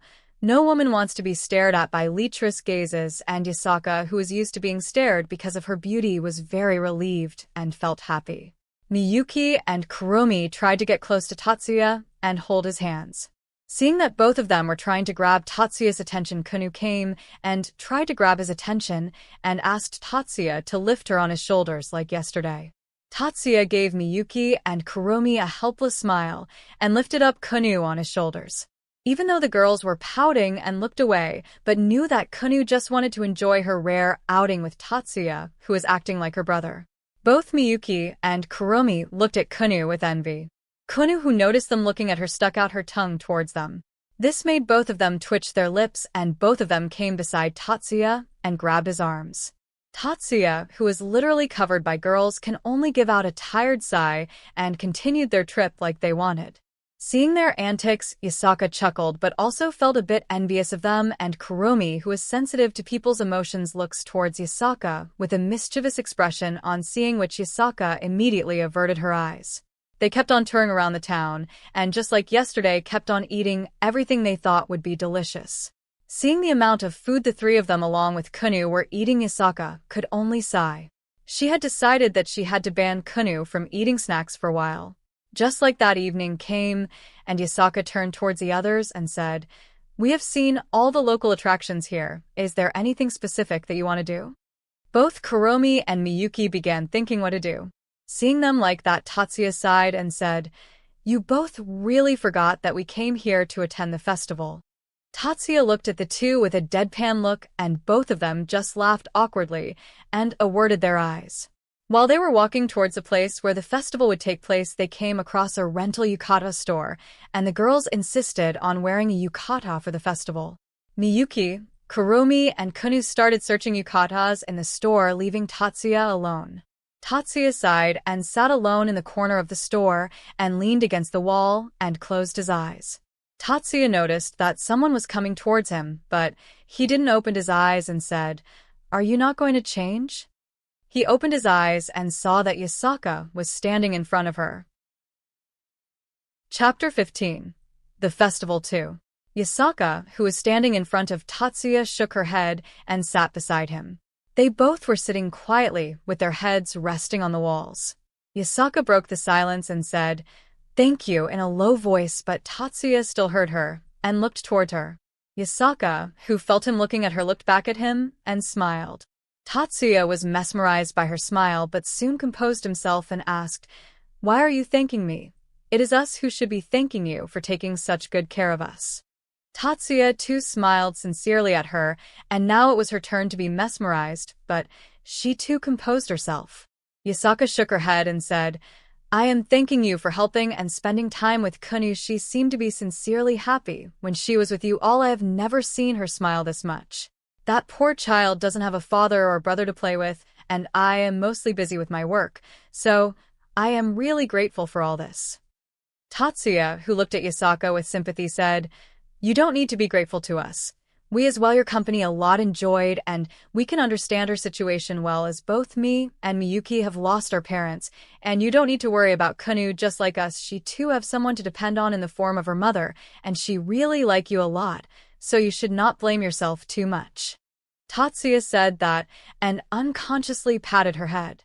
Yasaka, who received the head pat, was a bit surprised but didn't reject it and was enjoying it. It has been a long time since somebody was showing her affection, and so she was savoring this feeling. After some time, Tatsuya noticed what he was doing and immediately pulled his hand and quickly apologized to her.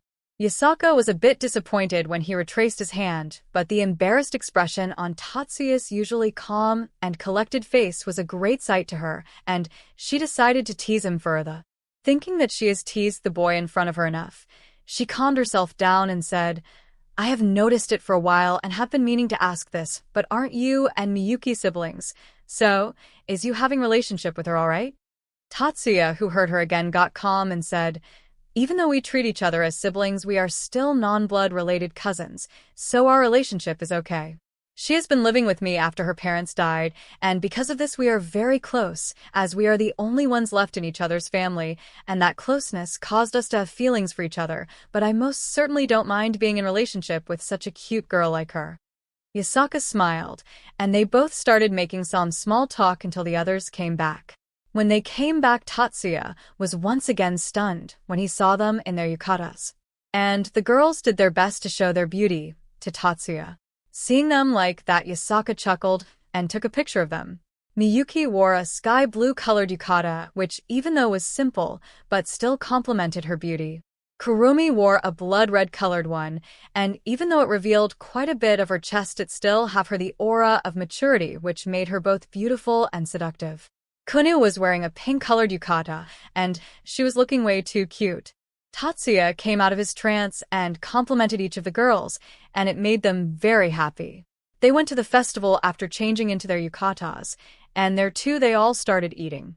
Seeing them like that, Yasaka could only sigh, but was still enjoying it along with them as well.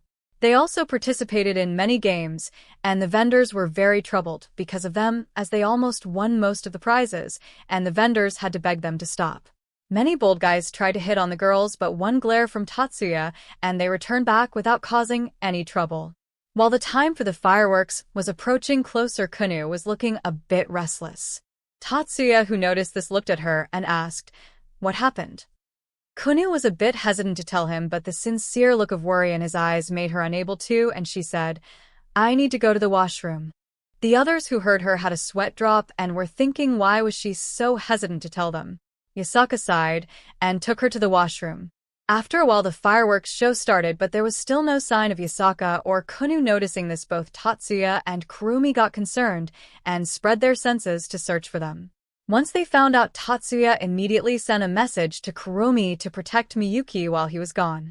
Kurumi wanted to retort but decided against it, as she could see that Miyuki was enjoying the show and didn't want it to worry her. Tatsuya went to a corner and teleported to Yasaka's location. There he saw an old storehouse. He could feel many presences inside. He activated his Byakugan to see what was going on inside, but immediately frowned and ran towards the storehouse. He kicked the door open and saw many yokai in there. All of them looked towards the broken door and saw someone standing there. A random yokai released his aura to scare the person, but the person didn't flinch. Seeing this, he got irritated and said, "Oi, who the hell are you? How dare you come here? Do you want to die?" The person, or more clearly Tatsuya, didn't say anything and started walking towards them. Sei of the yokai who saw this started to get nervous, but most of them got enraged and started releasing their aura to scare him.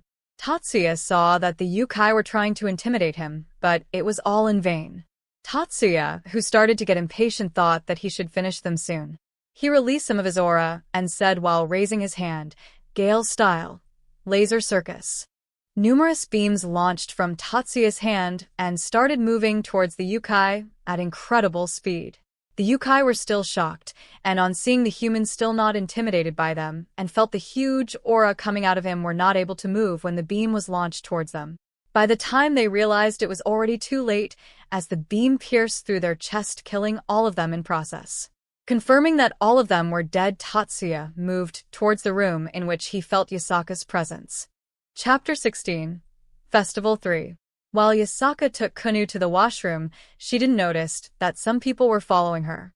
While Kunu was in the washroom, she went towards a tree and sat under it. She placed her hand on her head where Tatsuya had patted her and rubbed it unconsciously. A smile appeared on her face, and she started remembering all the things that she did with Tatsuya during the day.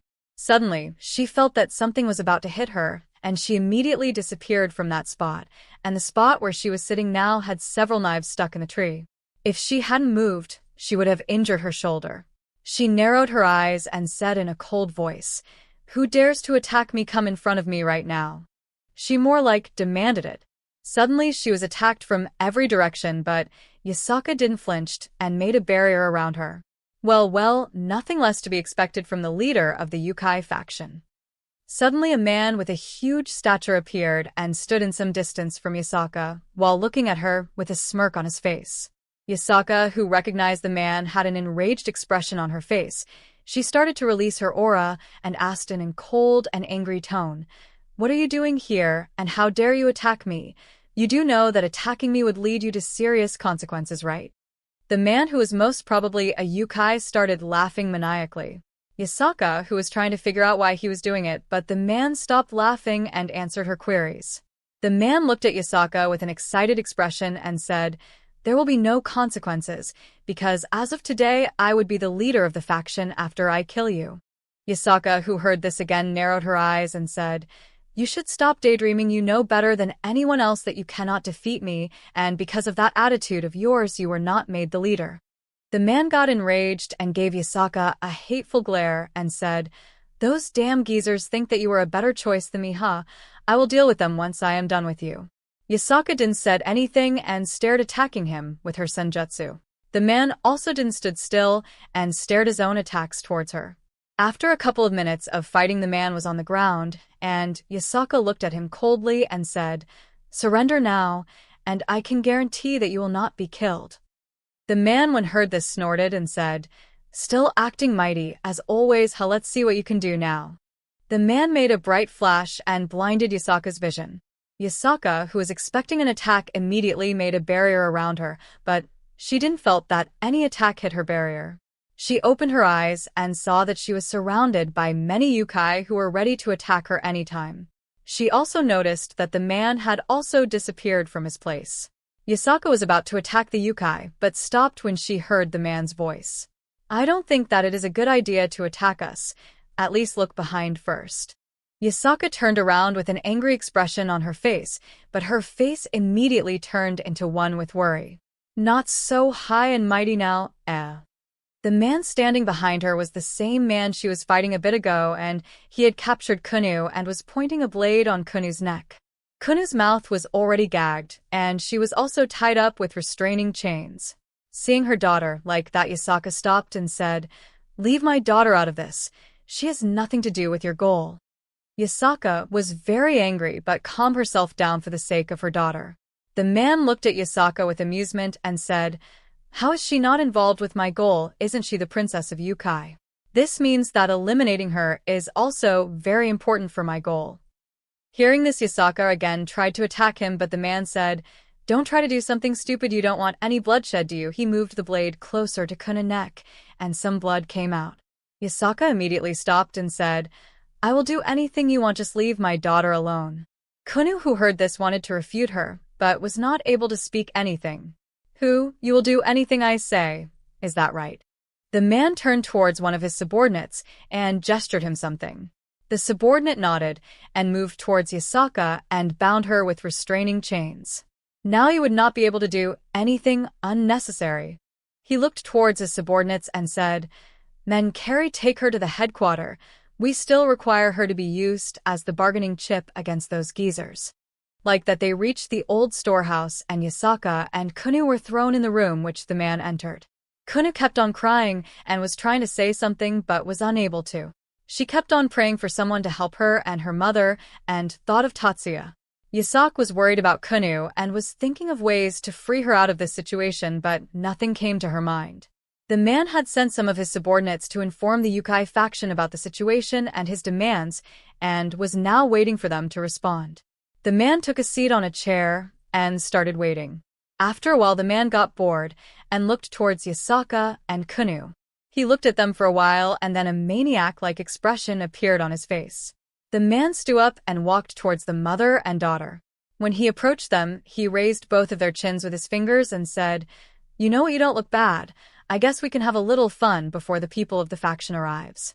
Hearing him, Yasaka got panicked and said, "You can do anything you want me, but please don't touch my daughter. She is just a kid." Yasaka said with tears flowing from her eyes. Kunu didn't know what was happening, but when she saw her mother crying, she knew that whatever the man meant by fun was not good for them at all. The man laughed like a sinister and threw Kunu away. When Yasaka saw the man coming closer to him, she knew that she was about to be ravaged. She closed her eyes and silently crying so as to not make Kunu even more worried. She too was praying for someone to help her as she was very scared. Just as the man was about to tear Yasaka's kimono, someone kicked open the door. All of them looked towards the door and saw someone standing there. When the dust cleared, Yasaka and Kunu widened their eyes when they saw who was standing there. It was none other than the person they were hoping for. Tatsuya. Chapter 17. Festival 4. After killing all the Yukai in the room, Tatsuya went towards the room from where he felt Yasaka's and Kunu's presence. He got closer to the door and kicked it open. When the dust cleared, Tatsuya saw what was happening in the room and got enraged. He saw both Yasaka and Kunu tied up and were restrained by some sort of chains. But the thing which made him enraged was that the man in front of him was about to rape Yasaka. Tatsuya looked at the man coldly and had decided that he would not give an easy death, like the one he gave to other Yukai, to him. The man who was about to rape Yasaka was shocked when the door was broken and a man came, but he was confident that he could defeat him as he was just a human. But when he noticed the cold glare that Tatsuya gave him, he shuddered and began sweating. Even though he was a bit more serious than before, but he still believed that he could beat Tatsuya. He looked at Tatsuya with anger and asked, "Who the hell are you, bastard? How dare you ruin my fun time with this bitch?"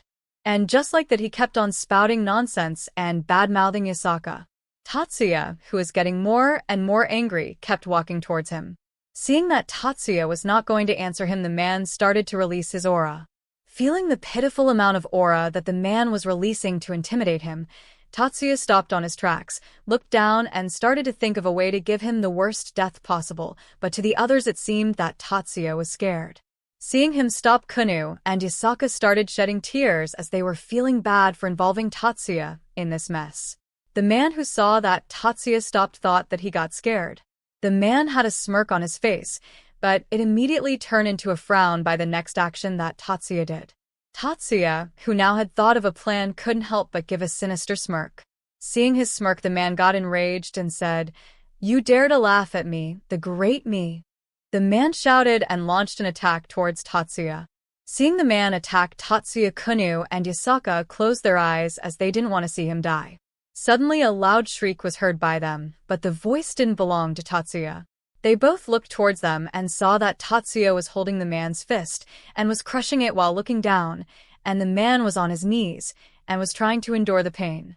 Tatsuya then looked up and directly looked in the man's eyes, with his Rinnegan activated. The man and the other two were surprised at this development. The man who was being stared at by those eyes thought that those eyes could see through his soul. Tatsuya, who was crushing his hand, released him and opened his palm, aiming at him, and said, "Shinra Tensei," and the man was thrown towards the wall with a great force. Tatsuya walked towards Kunu and brought her close to Yasaka. He looked at both of them with a reassuring smile and said, "Wait for a bit, I will free you after killing this shit soon." He stood up and walked towards the man while both Kunu and Yasaka kept on looking at his back. The man who was smashed in the wall stood up and was now completely serious.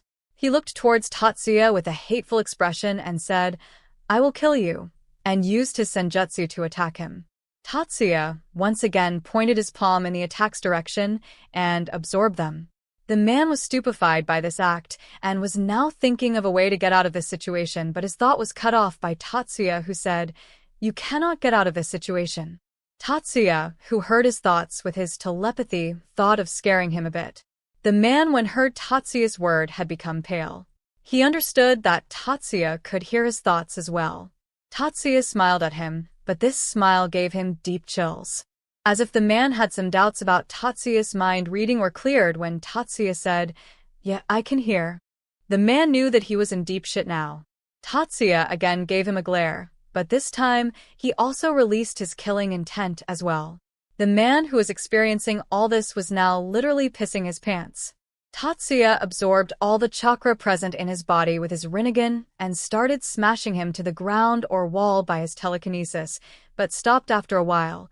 The man's face was now unrecognizable. The man was lying on the floor with all his bones broken and his body covered in blood. Tatsuya walked to the man and grabbed his head by his hair and looked directly in his eyes, but this time activating his EMS and used Tsukiyomi on him. Even though it was Tsukiyomi, but it was Tatsuya's Tsukiyomi, and there is only one thing that could be said about his Tsukiyomi: it was a man's greatest nightmare. Tatsuya can use the normal Tsukiyomi as well, but he has also created his own special tortured Tsukiyomi as well. Inside the man's mind, he could see and feel the pain of his getting chopped off and his body pierced with swords for 3 days, but outside only 10 seconds have passed. The man got back his consciousness, was breathing very heavily, and looked towards Tatsuya with fear in his eyes. Tatsuya looked at the man for a while and thought that it was enough for him. He stood up and started walking away, much to the relief of the injured man, but before he could celebrate, Tatsuya again looked back at him and said, "Amaterasu." The man was engulfed in black flames and was crying and shouting in pain. Tatsuya went towards Yasaka and Kunu and freed them and was immediately hugged by the both of them. Both Yasaka and Kunu started crying in his embrace, but he didn't said anything and let them cry to their heart's content. After a while they had stopped crying and Tatsuya looked down and saw both of them sleeping in his embrace. He gave a tired sigh and gave a telepathic message to Kuromi telling her about the situation, and also told them to come back to the hotel soon as he was going to take them back there, as he didn't know where they lived. Tatsuya used his time alteration, Seiki's skill, and fixed their clothes and appeared. Chapter 18. Sorry, I changed my mind. The next morning when Yasaka woke up, she felt that someone was clutching her hand tightly. She turned her head and saw the one who was clutching her was none other than her daughter Kunu. When she saw Kunu, everything that happened yesterday came back to her, and she hugged Kunu tightly. A few minutes later, she thought that it wasn't her room and started looking around. She looked at her other side and saw Miyuki was sleeping beside her. Her gaze again shifted and landed on Tatsuya, who was sleeping on a chair. She remembered how he protected her and Kunu and couldn't help but blush thinking about his fight. She looked at him affectionately, but was brought out of her thoughts by a voice. So you fell for him as well, huh? When Yasaka turned her head, she saw Kuromi looking at her with a mischievous expression and a smug on her face. Yasaka's blush deepened, but she didn't deny her statement. Soon the others started waking up. When Tatsuya woke up, he was immediately tackled by Kunu in a hug, and she started crying again. Seeing her cry, Tatsuya only consoled her, and after a while she stopped crying but still didn't leave Tatsuya. Tatsuya didn't have any problems with that, and looked towards Yasaka. Yasaka, who had calmed herself down, looked at Tatsuya with seriousness and asked, "Who are you? No, what are you, and what is your purpose of coming to Kyoto?" She looked at Tatsuya with a cold gaze so as to intimidate him, but Tatsuya remained calm and said, "I am a human, and we came here on a trip, though I had a meeting on the first day." Yasaka, who didn't found any lie in his words, sighed and said, "I know this is late, but thank you for saving me and my daughter yesterday. If you didn't come, who knows what could have happened?" She said the last part with a bit of fear in her voice. Tatsuya, who heard her, shook his head and said, "Okay, I will go out. You guys should change, and we will go and have some breakfast after that." Tatsuya stood up, freed himself out of Kunu's grasp much to her disappointment, and left the room. Everyone looked at him go out and closed the door. Once the door was closed, Miyuki got up and took out some clothes from her ring and gave them to Yasaka and Kunu. Yasaka got Kuromi's clothes and Kunu got Miyuki's clothes, though it were a bit big for her. Yasaka looked at the clothes which she and Kunu got and changed its size with her magic. While they were changing, Kunu suddenly said, "Mom, when I will grow up, I will marry Tatsuya," and smiled. Listening to her, Miyuki suddenly stopped changing and looked towards Kunu and said in a calm, yet in an angry tone, "Sorry, Kunu, you can't, because I will be marrying Oni-sama in future." When Kunu heard this, she looked towards Miyuki fiercely and said, "No, he will be my mate." Soon they both started lashing out at each other. Kuromi looked at the scene with amusement, but Yasaka was very troubled on seeing them. She too wanted to show her feelings, but was feeling complicated as she was already married and was thinking whether Tatsuya would accept her or not. Kuromi, who felt the change in her emotions, put her hand in Yasaka's shoulders and gave a reassuring smile and said, "Don't worry, just stay true to yourself. Even I am his mistress." Hearing Kuromi reassuring her, she felt a bit happy, but was also annoyed as she too was in a relationship with Tatsuya. Yasaka sighed and left the room, in which Kuromi has also started arguing with them, as Kunu heard that Kuromi also wanted to be with Tatsuya. Once she closed the door, she found Tatsuya leaning against the wall. On noticing her, Tatsuya stood straight and walked towards her. When he reached there, she looked towards Yasaka and asked, "So, where are the others?" Even though Tatsuya already knew what was happening inside with the help of his telepathy, he still asked her. Yasaka looked at him and said, "They are inside the room fighting about who will be your wife in future. Aren't you very popular with girls?" Yasaka, who was depressed, thought of lightening her mood by teasing Tatsuya. Tatsuya only sighed and said, "You don't need to hide your fear, you know." Yasaka's, who heard him, frowned but regained his normal expression soon and asked, "What are you talking about?" Tatsuya still looked at her and said, "You can drop the act. I know you are scared by yesterday's events. I won't blame you, though, that you want to show that you are strong in front of Kunu, but remember, you too have feelings, so show them. Even Kunu wouldn't want to see you sad." He moved closer to her, patted her head and gave her a gentle smile. Yasaka, who heard what Tatsuya said, couldn't help and hugged him and started crying in his embrace. Tatsuya just sighed and continued to caress her head. He thought that Yasaka was a very strong woman to keep all those feelings buried inside her and still act normal. Once Yasaka calmed down, Tatsuya looked at her and tried very hard to hold his laughter.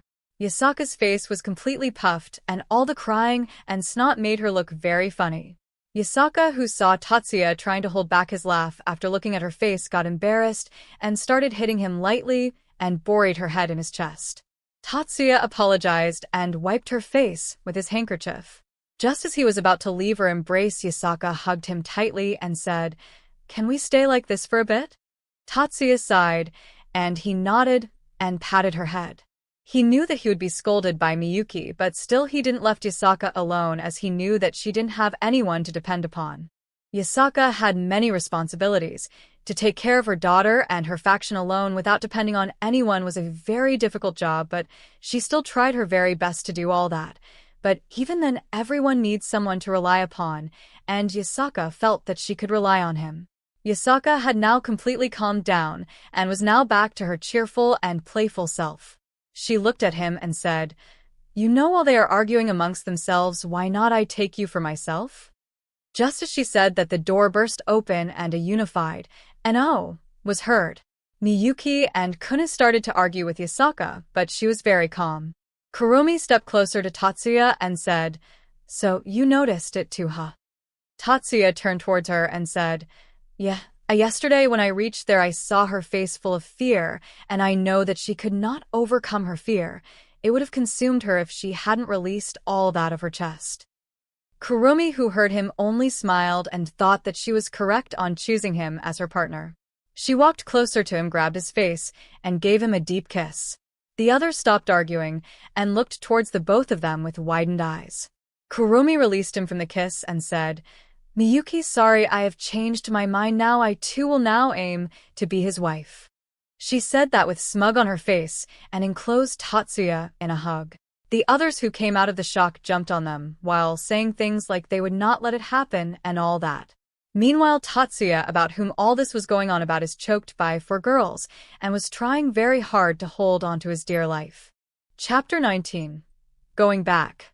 Tatsuya somehow escaped the 4 of them and went to eat breakfast alone. After he was done eating, he went back to his room to find the girls talking and laughing together. He sighed in relief as they had stopped bickering with each other and were being friendly. After a while, Yasaka asked Tatsuya and the others whether they wanted to see the Yukai territory, to which they all agreed. When they reached the Yukai territory, many Yukai guards were very of them, and some even pointed their weapons at them only to receive a cold glare from Tatsuya, which shut them up. Yasaka assured everyone that they were not suspicious and were her guests. When they reached Yasaka's quarters, they saw many Yukai there, probably worried about their leader because of yesterday's events. Yasaka and Kuna took their time to assure everyone that they were fine. Yasaka then took them to a big hall, where many old Yukai were present. They started to discuss about the incident that occurred yesterday, and once the discussion was over, all the elders bowed and showed their gratitude towards Tatsuya. Tatsuya also asked them to keep his and his friend's identity a secret, as he didn't want it to involve them in some trouble. They all accepted his request and promised to not tell anyone about them.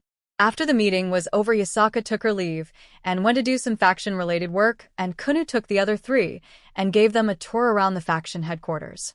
They were surprised to see so many types Yukai, and even Tatsuya's stoic face turned into that of pleasure while he rubbed the tails or ears of some Yukai who agreed to his request. Seeing him like that, and she too turned into her Yukai form so that Tatsuya would pet her too. Seeing her act spoiled, Tatsuya chuckled but still did as she wanted, and when he started rubbing, both of them had a blissful expression on their face.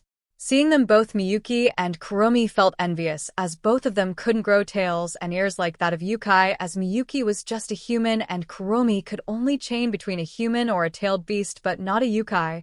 This made her irritated, as she too was a 9-tailed fox, but their conditions were very different.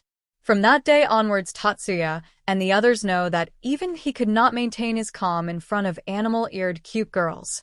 After the tour, Tatsuya and the others went with Kunu to their living quarters. They decided to take a bath, and Tatsuya was excited about it as it was an onsen, and he really liked to take a dip in onsen. He entered the bath, cleaned his body, and then went in the onsen and started to relax, but soon he heard the door of the bath opened. He turned around and saw Yasaka and the others there. Seeing them, Tatsuya got flustered and started to take his leave, only to be stopped by Kuromi and Yasaka, who grabbed his hands and put them in between their breasts and pulled him in the bath along with the. Tatsuya looked at both of them, and they looked back at him with a smile on their face. Yasaka hugged his arm tighter and said, "You have just entered the bath, you should stay here a bit longer. We don't mind you being here." Tatsuya looked at everyone present there and sighed in defeat. No one there was bothered by his presence, so he too decided to not think too much about it. He closed his eyes, took a comfortable position, and then started to relax. Seeing that he was not in the least bothered by their presence, Yasaka got a bit annoyed. The others didn't had any problems with it as Miyuki and Kuromi are used to taking baths with him, and Kunu just like a child that she was didn't knew anything. But then Yasaka got an idea, and she went out of water, and sat on a nearby stool, and transformed into her yukai form and said, "Tatsuya, would you help me in washing my tails?" Tatsuya, who heard her, immediately opened his eyes and looked at her. He saw 9 beautiful golden tails swinging to and fro, attracting him more and more. Seeing Yasaka using Tatsuya's weakness, Kuromi and Miyuki couldn't help but look at her with jealousy. Yasaka had heard from her subordinates about how Tatsuya was interested in yokai's fluffy ears and tails. For the first time in her life, she was very glad that she took good care of her fur. Tatsuya, who approached Yasaka, caressed her tails and thought that they were very soft. He started rubbing his cheeks slowly with her tails, enjoying the pleasant sensation that they caused. Yasaka, whose tails were caressed by Tatsuya, was blushing and was also feeling very hot because her tails were also very sensitive spot for her, and every time Tatsuya caressed her tail, she would experience a jolt pass through her body, and finally, unable to bear the sensation, she turned around and gave a deep kiss to him, and then buried his face in his breasts. Every time Tatsuya tried to speak something, she felt vibrations. Seeing what they were doing, Miyuki immediately covered Kunu's eyes. Kuromi was enjoying the show in front of her, but decided to step in, or it would take a wrong turn. Kuromi approached both of them and pulled Yasaka away from him. Yasaka tried to get free from Kuromi's grasp but was unable to. Finally, realization hit her, and she got bright red because of embarrassment. She immediately started running towards the door and left the hot spring as soon as possible, though to Tatsuya it seemed very cute to him. During the dinner, Tatsuya sat beside Yasaka, who was still feeling embarrassed. Tatsuya looked at her and sighed. He kept his hand on hers and said, "You should not feel embarrassed about it.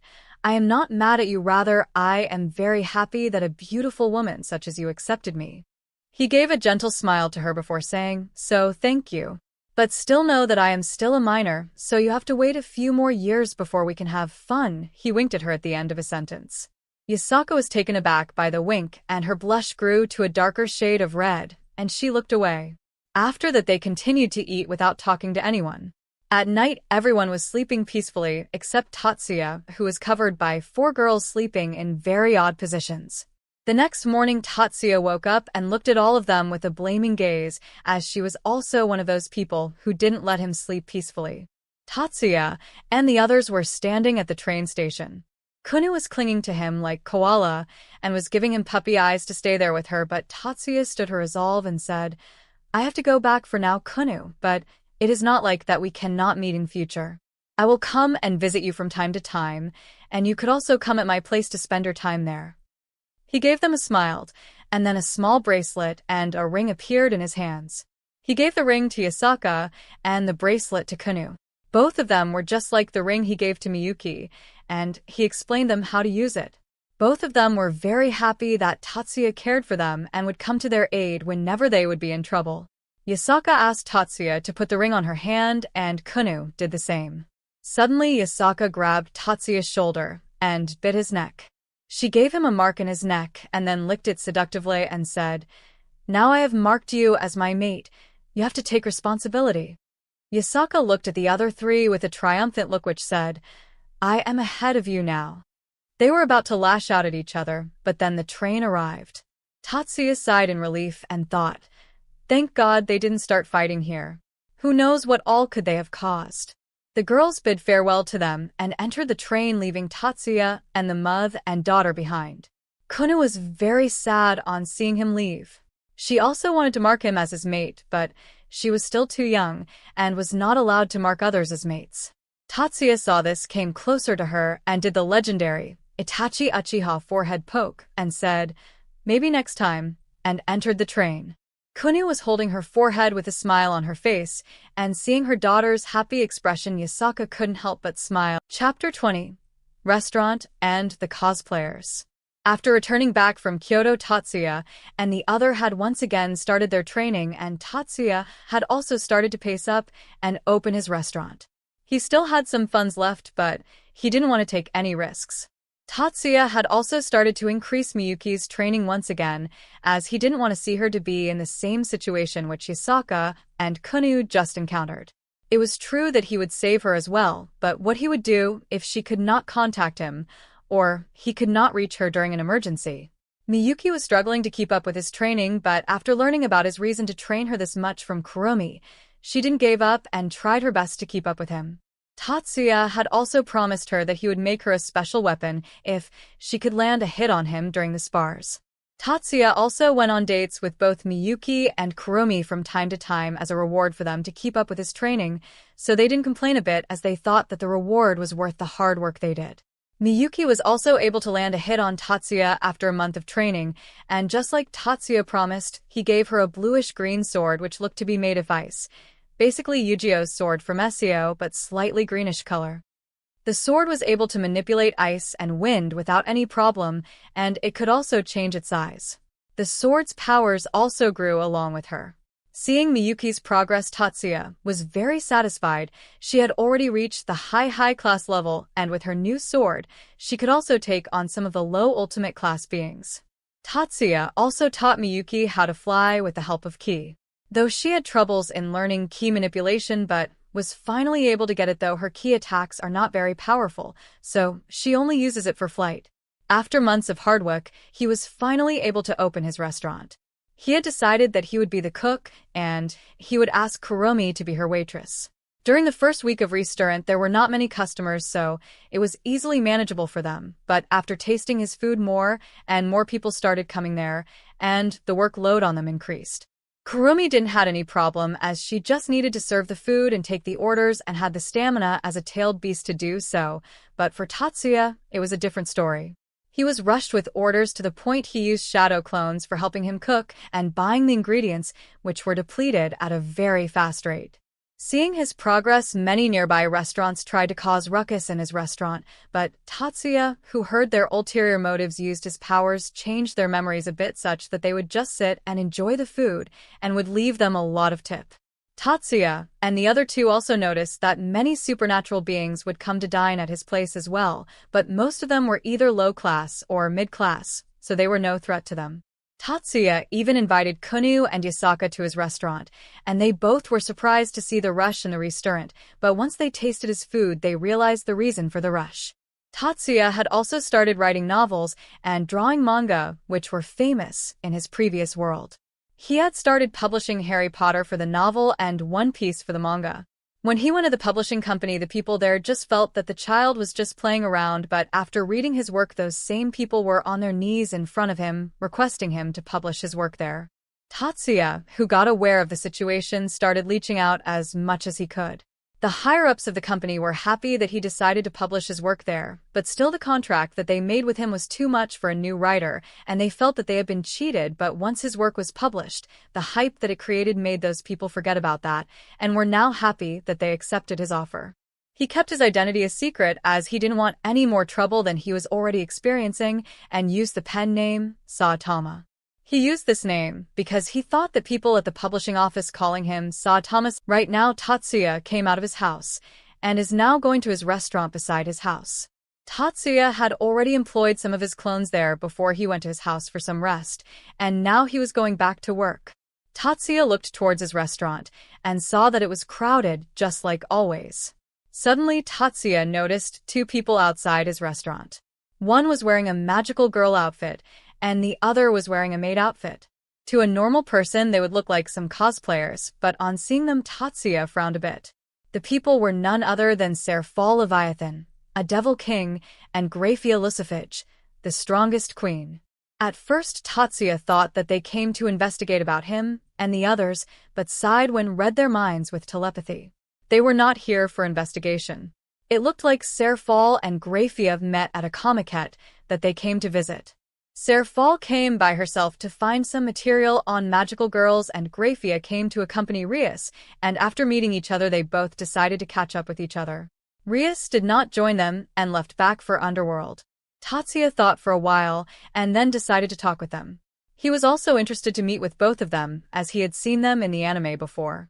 He also wanted to take a picture along with Serfal as he had also seen the magical girl anime along with Miyuki, who was also a fan, and he too thought that it was quite good.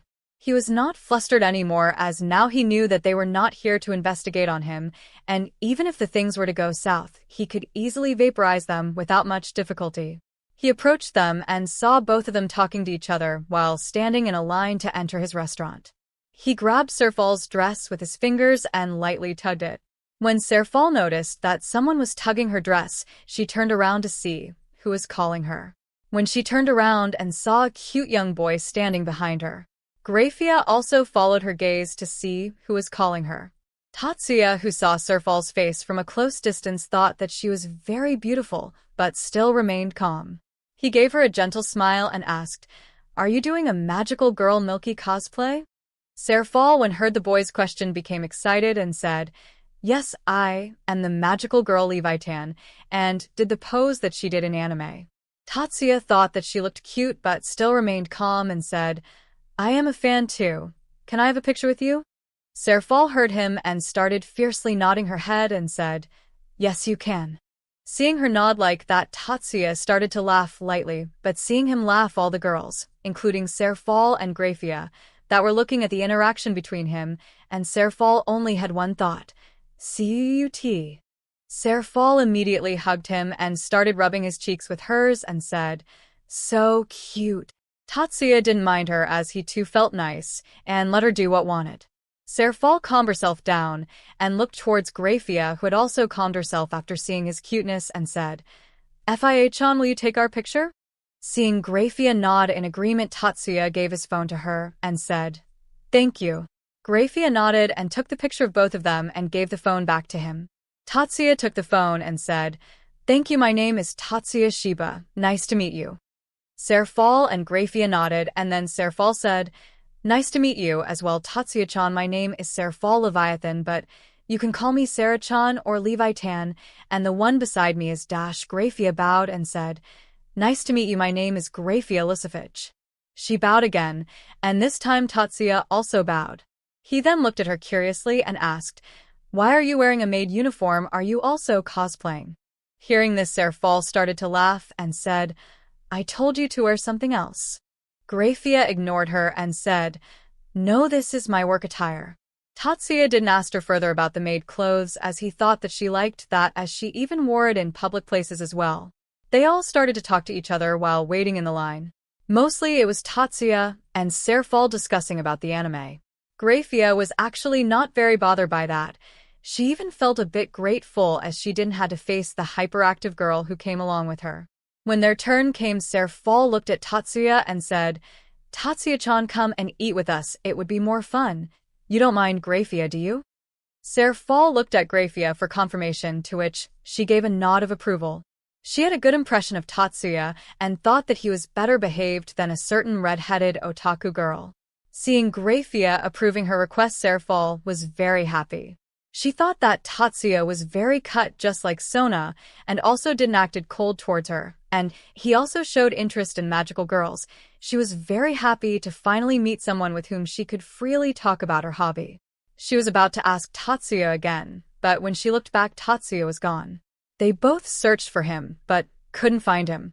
Serfal was very sad, but Grafia comforted her and said that he might have gone back to his friends or parents.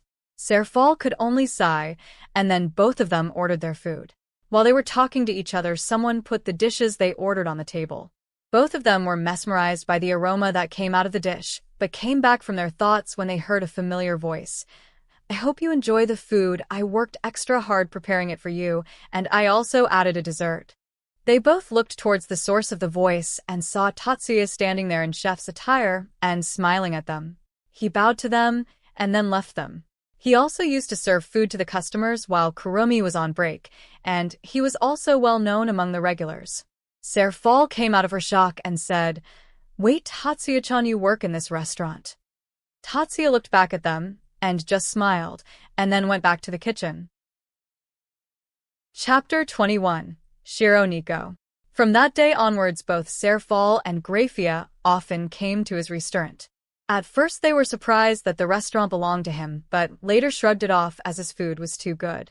They had also met Miyuki and Kurumi and Miyuki during one of their visits, and Miyuki was very wary of them at first and thought that they had come to take Tatsuya away from them, but after Tatsuya explained the situation, she started to loosen up around them. Both Serafal and Miyuki got along very well as both of them liked to talk about magical girls, and Serafal treated her just like Sona.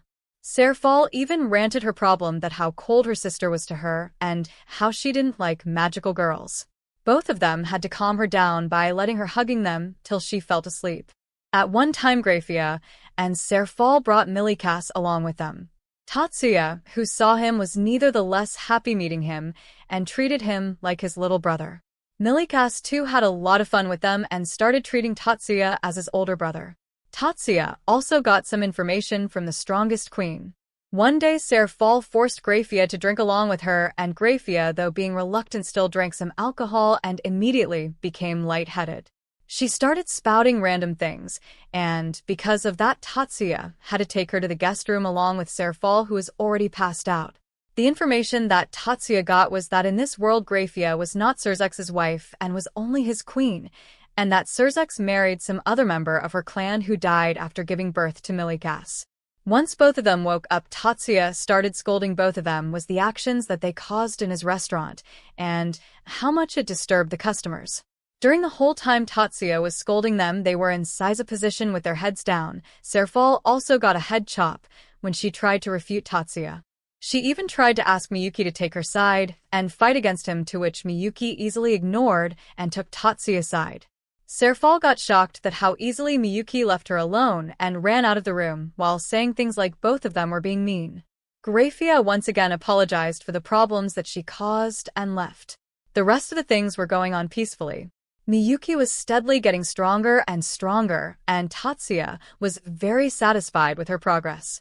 Tatsuya's restaurant has also gotten very famous, and he was planning on opening a branch in Kyoto with Yasaka's help. Right now, Tatsuya was going home after buying some groceries for his home and the ingredients for his restaurant. While he was crossing a bridge, his eyes shifted a bit, and he stopped for a bit to watch the sunset. He leaned against the railings of the bridge and watched the sunset. While he was watching, he noticed something from the corner of his eyes. He looked towards the river and saw something floating in the river. He looked more closely and saw an injured white cat lying unconscious on a plank of wood. Tatsuya first looked around to check if someone was there or not. Feeling that no one was around, Tatsuya jumped in the river, but rather than swimming, he walked on the water using chakra.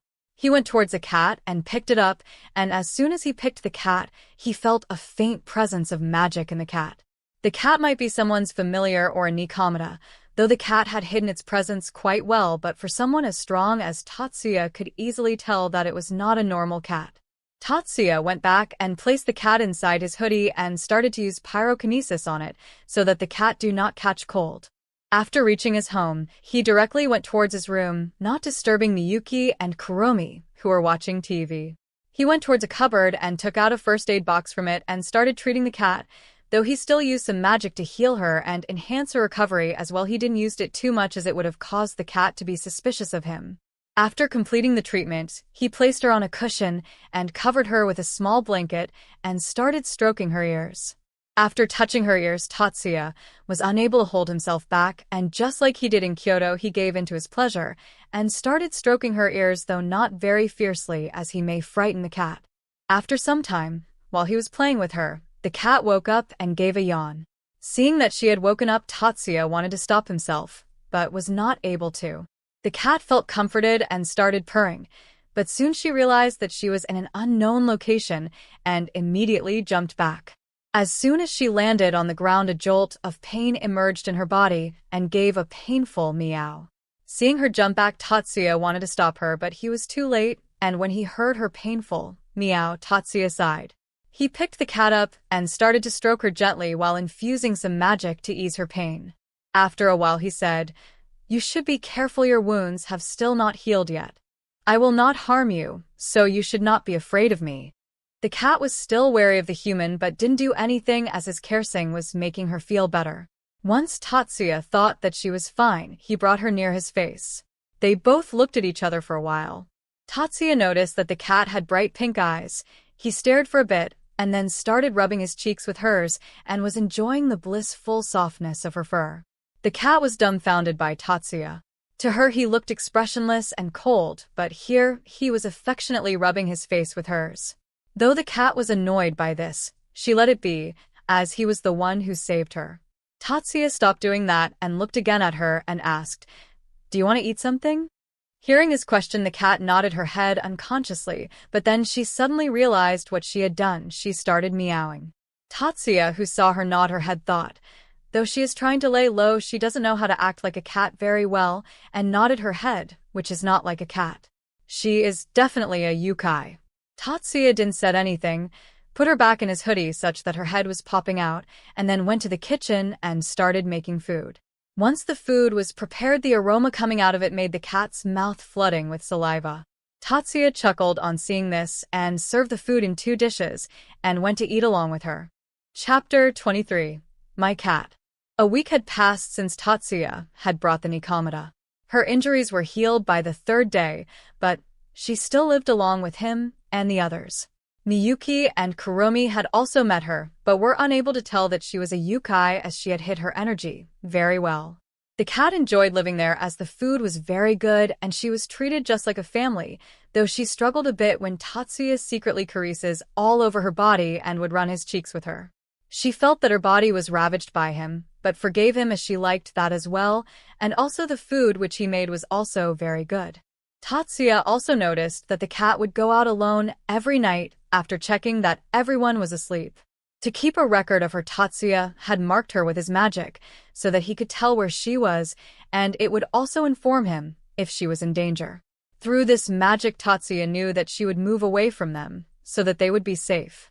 Tatsuya had noticed that during the night, whenever Tatsuya felt presence of some devils, she would go out, and the devils were found dead there. It was like the devils were following her. Tatsuya wanted to know the reason because of which the devils were following her, but he remained silent and thought that she would tell him when the time comes. He didn't thought that she was evil because if she was evil, Kuromi would have felt her negative emotions. Tatsuya would also take the cat with her whenever he would go out inside his hoodie with her head popping out. The cat at first was confused by all this at first, but started enjoying this type of outing and also started to jump in his hoodie on her own. Right now, Tatsuya is lying on his bed trying to sleep, but suddenly the magic that he had placed on the cat started giving an SOS signal. Tatsuya immediately checked her location and found her surrounded by a lot of devils. Tatsuya immediately changed to his combat gear with his magic and teleported to her location. As soon as he teleported there, he turned invisible and hid his presence. He then looked towards the direction of the devils and saw a lot of them. There were 3 low-class, 3 middle-class, 2 high-class, and even 1 ultimate-class devils there. He also saw a girl wearing a navy blue-colored kimono and fighting the devils with a katana. All the devils except the high-class and ultimate class were fighting her while the others were standing behind them and watching their subordinates fight. The girl was easily able to deal with the devils and was also able to inflict damage on them. She slashed her sword forward with the intent to kill, but was suddenly hit by a fireball. "Give up already, and this will be less trouble for the both of us." "You cannot defeat us all anyway," said one of the high-class devils. "Yeah, why are you struggling so much? You were never wanted by anyone, so when some people are showing interest in you, why are you resisting? You might at least do something good for us, you unwanted shit." The girl got up with the help of her katana and then started radiating her aura, and 2 white cat ears and a tail came out. She pointed her katana at the one who fired the magic at her and vanished from her place. Suddenly, a clang sound was heard. The girl's katana was now covered in blood, and the devil's head fell down. The low-class and the middle-class devils were terrified and were unable to move. Seeing this, the girl again vanished from her place. At the next moment, all the devils' heads except the remaining high-class and ultimate class fell down. The high-class devil frowned and started firing his magic randomly in her direction. The girl was dodging or slicing through the magic, but suddenly she felt something coming at her from the side, and then she was suddenly thrown towards the wall. When the smoke cleared, the ultimate class devil appeared. The devil looked towards the girl and said, "If you do not come willingly, we can bring you with us after killing you and then turning you into a devil. It is for your own good that you follow our orders." The girl, though she was in pain, stood up and said in a weak voice, "I will not go with you."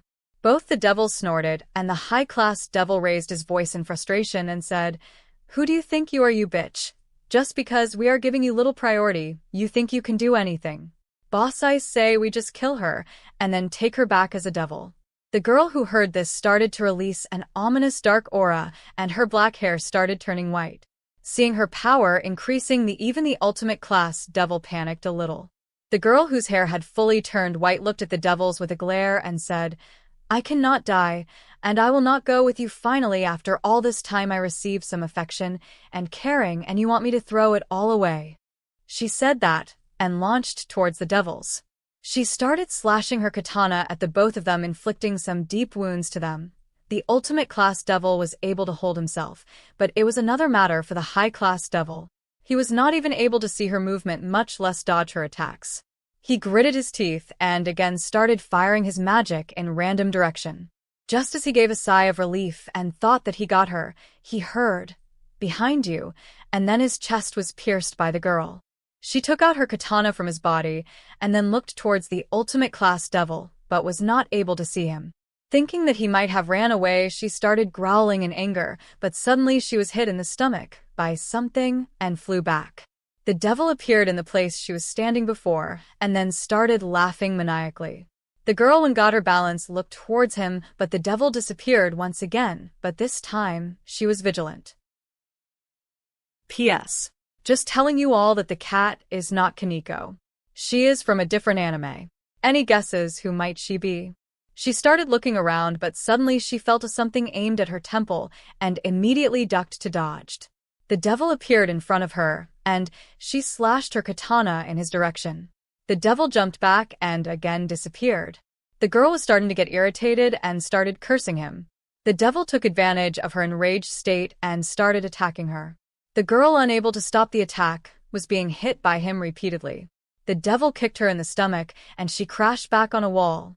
The girl was about to pick her katana, but then the devil appeared in front of her and broke her katana with his feet.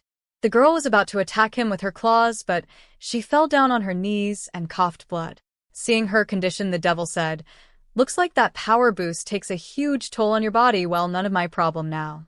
I will just kill you, and then take you with me." The devil charged a magic blast and was about to fire at her, but suddenly both of them heard a voice. "Stop, will ya?" Both the girl and the devil were shocked seeing the source of the voice. The girl was more shocked, though, as she recognized him. The devil started releasing his aura and asked in a cold tone, "Who are you, human, and what are you doing here?" Tatsuya, who was not affected by his aura, said in his usual emotionless voice, "My identity is none of your concern, and I am here to take the cat as she belongs to me." The devil got more agitated and said, "How dare you speak like that to me, you useless human? Take this." He fired the magic sphere at Tatsuya.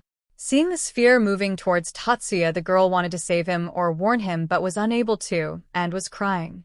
The ball, when hit Tatsuya, caused an explosion, and the devil started to laugh. But then a frown appeared on his face, as he noticed the explosion started to become smaller and smaller, and then he noticed Tatsuya sucking in the attack like a vacuum with his devouring magic. Tatsuya finished devouring his magic and said, "Is this all? Or you have anything else in store for me?" The devil had a pissed-off look on his face and launched towards Tatsuya. Tatsuya, being Tatsuya, didn't give a shit to him, took out Murasame, Akame's katana, and slashed his neck. The devil fell back and clutched his neck and looked towards Tatsuya in fear and asked, "What did you do to me?" Tatsuya still remained expressionless and said, "Nothing, just gave you a curse," and then smiled at him. The man uttered one last "bastard," and then fell down dead. Chapter 24. Take responsibility. After the devil died, Tatsuya cleaned the area with his magic and then walked towards the cat. He bent down to her level and asked, "You okay?" and then started using his healing spell. After her injuries were healed, Tatsuya looked at her and said, "Now let's start from the beginning. My name is Tatsuya Shiba. Nice to meet you," Tatsuya said with a small smile. The girl, who was about the same age as him, blushed a little but still introduced herself. "Nice to meet you, as well. I am Himari Noihara." After introducing herself, Himari thought for a while and snapped and then said, "Wait a minute. It is not a time for introductions. Tell me, what are you? And how did you know that I was the cat? Tatsuya heard her, but didn't care about that he was currently focusing on her ears. Tatsuya got his concentration back and said, well, I am a human though, I can use magic as you have seen, and I knew that you were the cat, as I had infused some of my magic in you while I was healing you, so that I could track you, or know whether you were in danger, because every night you went out after you thought that everyone was asleep.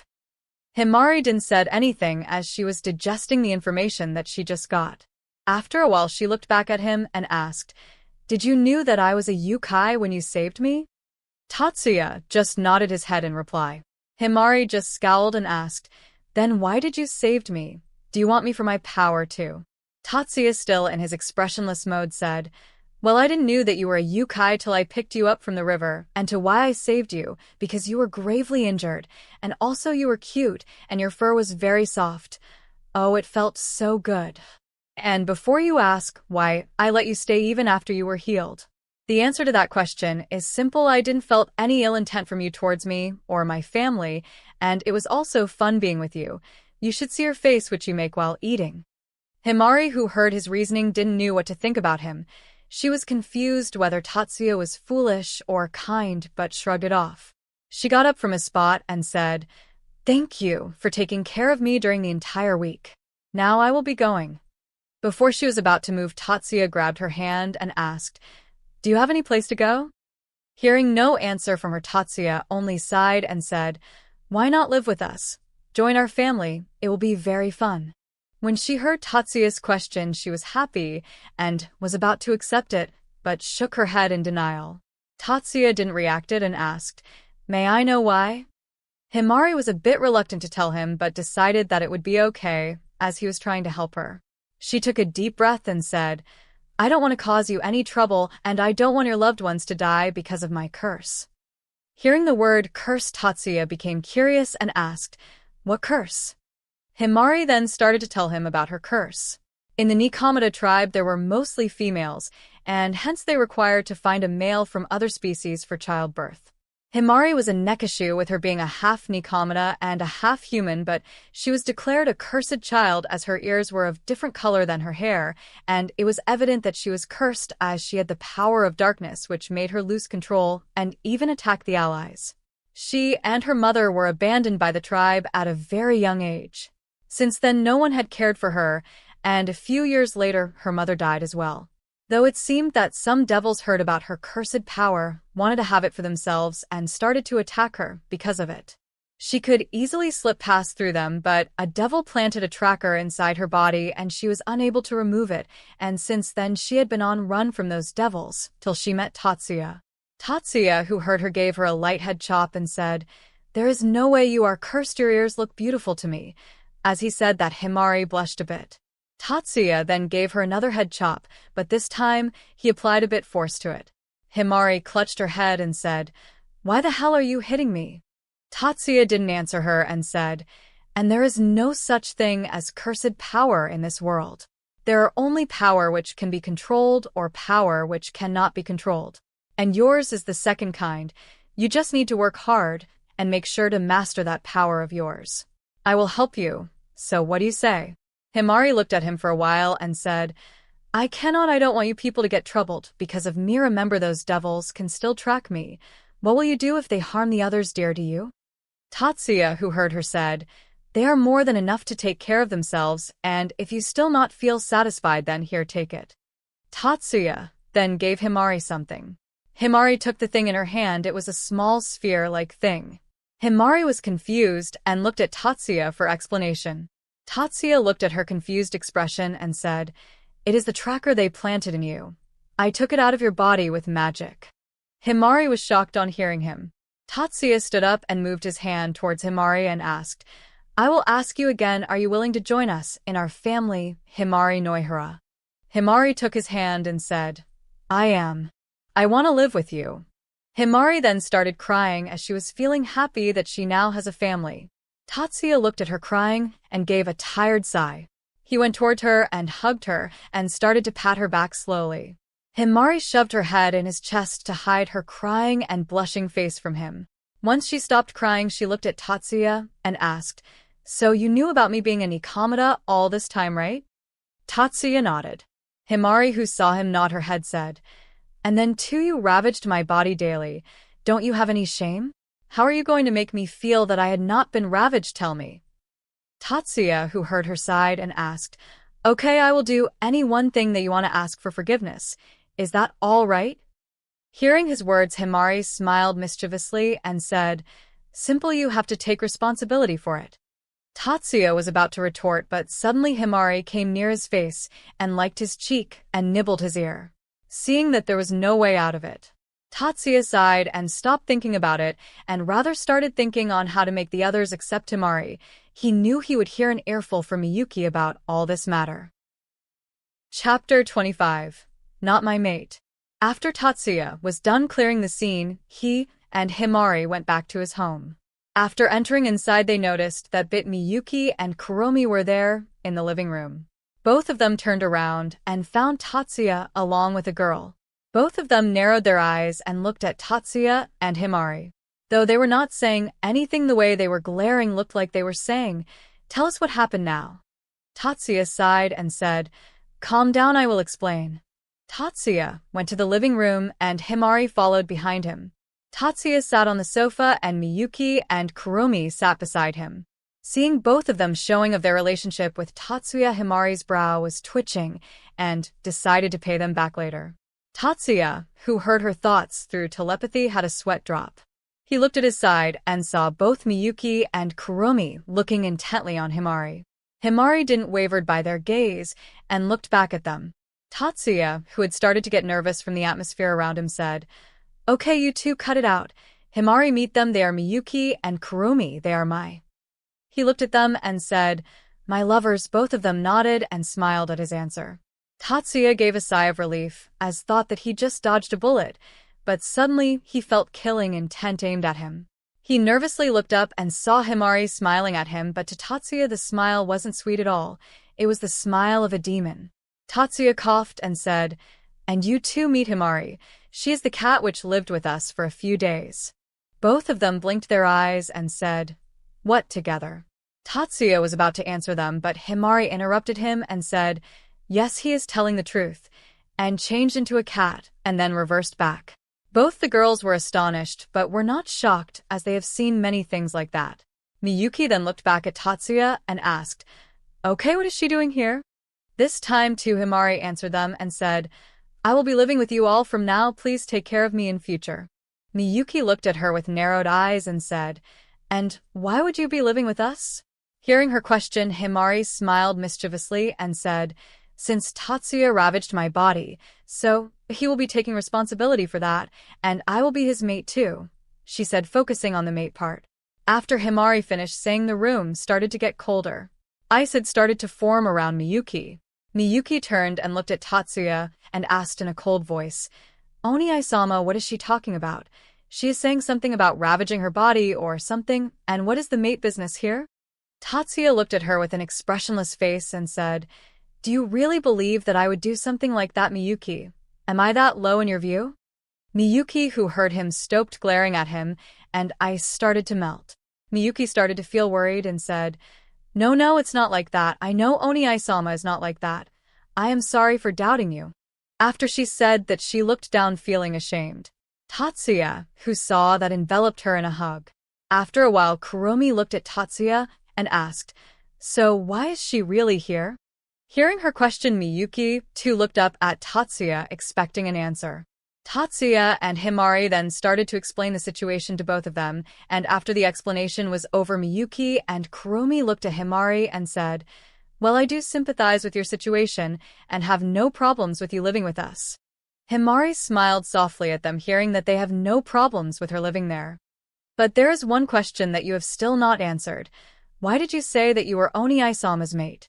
Himari was about to answer them, but was stopped by Kuromi, who said, "Stop, Tatsuya, you tell us."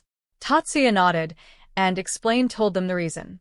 After hearing the reason, both Miyuki looked at Himari and said, "You become her mate because he played with you in your cat form." Himari nodded her head in response. They then turned towards Tatsuya and asked, "And you accepted it?" To which Tatsuya said, "No." Hearing him, all three of them blinked. After some time, Himari came out of shock and jumped on him, grabbed his collar and started shaking him and said, "Hating you said that you would take responsibility. So, what are you doing by denying about me being your mate?" She continued to shake him after saying that. Tatsuya looked at her with an expressionless face and said, "Yes, I did say that I would take responsibility for what I did, and will fulfill it by taking care of you like a good cat with whom I played a lot." Tatsuya gave her a sweet smile. Tatsuya was very happy to get back at her because had been spouting nonsense about her body being ravaged by him and was annoyed by that, so he decided to take his revenge. After hearing his answer, Miyuki and Kuromi were lying on the ground and were launching very loudly. Seeing them laugh, Himari started gritting her teeth. She was thinking of her as fool that she got played by Tatsuya's tricks and wanted to lash out him, but suddenly she felt something on her head. She looked up and saw Tatsuya patting her head with a smile on her face. Tatsuya looked at Himari and said, "Though it is a bit late, I now officially invite you in our family." The other girls also stopped laughing and stood up. They placed their hands on Himari's shoulders and said, "Welcome to the family." She looked at both of them and then smiled and said, "Thank you all of you and take care of me from now on." The others smiled at her and nodded. Himari then looked at Miyuki and Kuromi and said, "Though I am still not his mate, bear in mind that it would not be late before he falls for me, so best of luck." She then looked at them with a competitive glare. Miyuki and Kuromi also returned her glare and said, "We will see about that, Nico-san." They kept on glaring at each other until they received a hit on their heads from Tatsuya, who looked at them with an expressionless face, but they could tell that he was annoyed. He looked at them and said in a cold voice, "It's getting late, so go back to bed now. And Himari, you would be sleeping with them, understood?" Himari was about to whine, but when she heard her cold tone, she stood straight and nodded her head furiously like the other two. Tatsuya looked at them once more and nodded before going back to his room. Alright guys, that's the end of part 1 of this remake. Let me know if you like this new style. It's definitely a lot more work, but I'm trying to improve my style. As many of you know, I was away from the channel for some time. The real reason was that the channel got demonetized, and honestly, it became really hard for me to continue. But I've decided to come back and keep going with the community we built here.